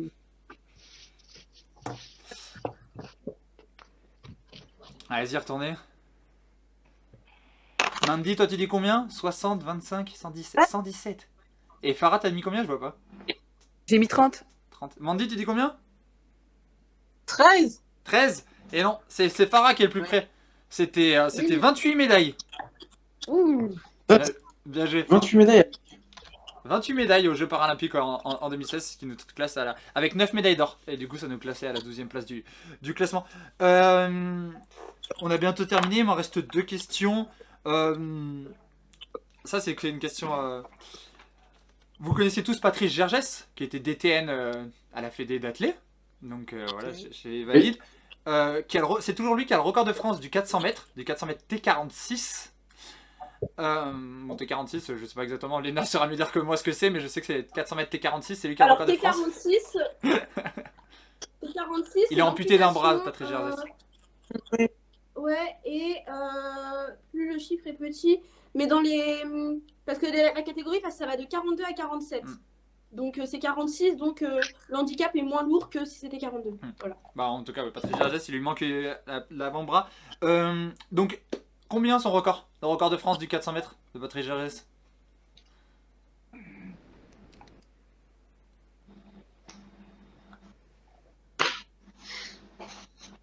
Il est dans mon club, il est licencié au HBA, ses parents sont rennais. Ah. Et tu connais pas son record de France, tiens. Mais déjà, je connais même pas mes propres records. Allez-y, retournez les feuilles pour voir un peu si vous êtes loin du compte ou pas. 49-25, 49-5. Eh, vous êtes pas loin. Bon, à part Léna qui est loin, mais Farah, t'as mis combien? 48-60? 48. Ouais. Eh ben, oh, Farah, tout proche. T'aurais dit combien, Mandy? Alors là, tu sais pas, hein. Tu sais pas. Et ben, c'est Farah qui prend encore le point, qui s'envole et t'es très près. T'as failli prendre 2 points, Farah, c'était 48-61. 1 centième. D'accord. Léna, il court quand même, hein. Les amputés de bras, ça court vite. Hein. Bah oui. Bah, je sais, Bah mais ouais, grave. franchement, j'ai aucune idée. Non, mais bon, 48, voilà, c'était aussi gros chrono quand même. 48-60, ça cause. Ouais, bah après, quand tu vois que Timothée Adolphe, qui est guidé, il court déjà en 50, en petit 50. Ouais. Moi, c'est son 200 qui m'avait impressionné. Je crois qu'il a fait 22-20 sur 200. Je trouvais ça énorme. Vraiment. Et c'est pour ça que d'ailleurs, on parlait de Jeffrey Lamy, c'est pour ça qu'il est accompagné par des gros guides. Parce que bon, il faut être capable déjà courir 22-20 en guidant et tout, c'est déjà énorme quoi. D'ailleurs, Jeffrey, qu'on en a parlé les semaines dernières, qui a fait des grosses perfs lui aussi sur 200 mètres cette année. Allez, on termine une petite dernière, une petite devinette. Je vous lis la biographie de quelqu'un et il faut me donner son nom. On va voir si vous le connaissez. Je suis né le 17 février 1999. Et vous avez le droit de m'arrêter si vous trouvez avant la fin, hein, mais c'est assez difficile. Je suis né le 17 février 1999. J'ai été amputé des 2 jambes à 11 mois. Harcelé à l'école, je décide de me mettre à l'athlétisme pour montrer que je suis capable, malgré mon handicap, de faire de grandes choses. À 16 ans, je réalise mes débuts en... Je sais. Ah bah, vas-y, commence à écrire. T'auras un point de plus si c'est la bonne réponse. J'ai le prénom, mais j'ai pas le nom. Ah. Purée, t'as été forte parce que là, pour l'instant, j'ai rien dit de... Je pense savoir qui c'est. Ok. À 16 ans, je réalise mes débuts internationaux en prenant la médaille d'argent et la médaille de bronze au championnat du monde. Donc c'était en 2015. En 2016, je prends également la médaille de bronze et la médaille d'argent aux Jeux paralympiques sur 200 mètres et 400 mètres. Donc il avait 17 ans. Ouais, moi aussi, je sais. Ah. Je suis le premier double amputé à obtenir une bourse scolaire en NCAA première division. T'es toujours bon, Léna? Ah, t'as pas le bon nom de famille, mais c'est ça. Très populaire sur les réseaux Ah bah non, je sociaux. savais pas. Très populaire sur les réseaux Non, sociaux, j'ai c'est plus de... sa fac. Ah, d'accord. Très populaire sur les réseaux sociaux, je cumule plus de 235 000 abonnés sur Instagram. Je suis en couple depuis de nombreuses années avec une autre star montante de l'athlétisme, Tara Davis. Qui suis-je? Davis. Ouais, Bah, Hunter Hall, non. c'est ça le nom de famille? Tu l'as, Renaud? Ah bah non, je l'avais pas, moi. Tu l'avais Je pas, connais Farah? pas, je connais pas. Non, du coup, non. Tu pensais à qui, Farah, au début? Wood quelque chose. Moi, je pensais à Pistorius. 200-400. Ouais, il mais est plus. il est plus vieux, ouais, plus vieux. Parce que lui, il avait du coup 17 ans aux derniers Jeux paralympiques. Et là, du coup, bah pareil, il fait encore partie des favoris pour ces jeux-là. Il a remporté des championnats des États-Unis sur 400 mètres cette semaine. Ok. Et du coup, c'est bien Hunter Woodhall. C'était ça que tu pensais. Voilà, et c'est une des figures, c'est vrai que c'est une des figures mondiales de handisport parce qu'il est très populaire sur les réseaux, notamment voilà, pour son idylle avec Tara Davis, où ils sont assez marrants sur Insta si vous les suivez pas. Mais premier amputé à avoir une bourse en plus en NCAA première division, c'est assez fort. Double amputé lui aussi, du coup, comme Pistorius, t'avais pas tort, double amputé des jambes qui court donc avec 2 lames, 200, 400. Et ouais, il s'est qualifié pour le 400 mètres, donc on le suivra lui aussi au jeu. Mais on espère tous vous suivre en tout cas au jeu. Normalement, donc c'est quand qu'ils annoncent les sélections du coup? Le 3 juillet. Ouais. C'est ça, Farah? C'est ça. Alors, Ouais, ça se présente bien ou pas? Je sais pas pour toi, Farah. Ça... Vas-y, je Nous, c'est... On doit passer en commission. Ouais. En gros, on a une chance sur 3. Ok. Voilà, Et toi, Renaud? donc, on croise les doigts. Ah ouais, on croise les doigts. Ben, moi, je crois qu'on passe en commission et on a une chance. J'ai une chance sur 3 comme mais il faut savoir que c'est un système différent que les Olympiques. C'est un système de quotas. C'est la Fédération nationale qui choisit combien de quotas il donne à la France. Bon, toi, Mandy, ça devrait le faire Donc, c'est normalement. pour ça. Comment? Mandy, ça devrait le faire normalement, non? Ben oui, j'espère. Ouais, il n'y a pas de raison quand même. Médaillé aux deux dernières Olympiades, il n'y a pas de raison normalement. On suivra ça avec attention, on espère voir. En tout cas, Nelson qui nous dit que justement sa course de Hunter Woodhall au championnat des États-Unis, donc qui ont lieu la même semaine que les trials américains pour le coup, on en parlait, qui a été même diffusé sur NBC en direct. Donc voilà pour vous dire, c'est un peu, c'est plutôt une bonne star aux États-Unis. Il est présent sur tous les réseaux sociaux et du coup, bah pareil, il fait pas mal pour l'athlète handisport, il fait pas mal parler. Encore une fois, c'est vrai que c'est encore une fois quelqu'un d'amputé avec des lames carbone comme on en parlait tout à l'heure. Mais bon, en tout cas, il fait parler un petit peu de l'athlète handisport aux États-Unis et dans le monde. Merci. Merci à tous d'avoir été là. C'était cool. Farah, tu gagnes, hein, au fait. Félicitations. Non, mais tu rigoles. Ah, oh non, mais t'as pas trouvé le nom de famille? Oh, ça vaut le point quand même. Ah non, ça vaut Bah 0, oui, quand même. ça vaut 0,5. Non, mais laissez tomber. Je voudrais jamais que Léna remporte un. Je vais jamais laisser Léna remporter un Non, quiz. J'ai trouvé au bout de 2 secondes, ça faisait 2 secondes que tu avais parlé, j'ai direct trouvé. J'ai dit sa fac, j'ai dit le début de son famille, non, la fin, puis après le début, quand même. Tiens, je t'ai mis 0,9. T'as 2,9, Léna. Ouais, Et Farah, elle a 3. Du coup, c'est Farah qui remporte quand même le quiz. Ça me va, ça me va. On laisse gagner les invités. Bon, en tout cas, bien joué Farah, toi qui disais que t'étais pas sûr. Bien joué à Renaud aussi 2 points, Mandy aussi qui nous a donné des bonnes réponses. Bon, merci à tous d'avoir été là, en tout cas c'était super cool. Merci d'avoir accepté l'invitation. Et à la prochaine, et on va vous suivre avec attention du coup au jeu. Bon, Farah, on te suit au championnat de France déjà ce week-end. Léna aussi. Ouais, merci. Renaud et Mandy, bah, au jeu, on espère vous voir, on espère qu'on vous verra à la télé. Et on espère des médailles pour la France. Hein. On pense les doigts. Merci à vous. Merci à vous pour l'invitation. Merci. Merci. C'est cool. Salut. À plus.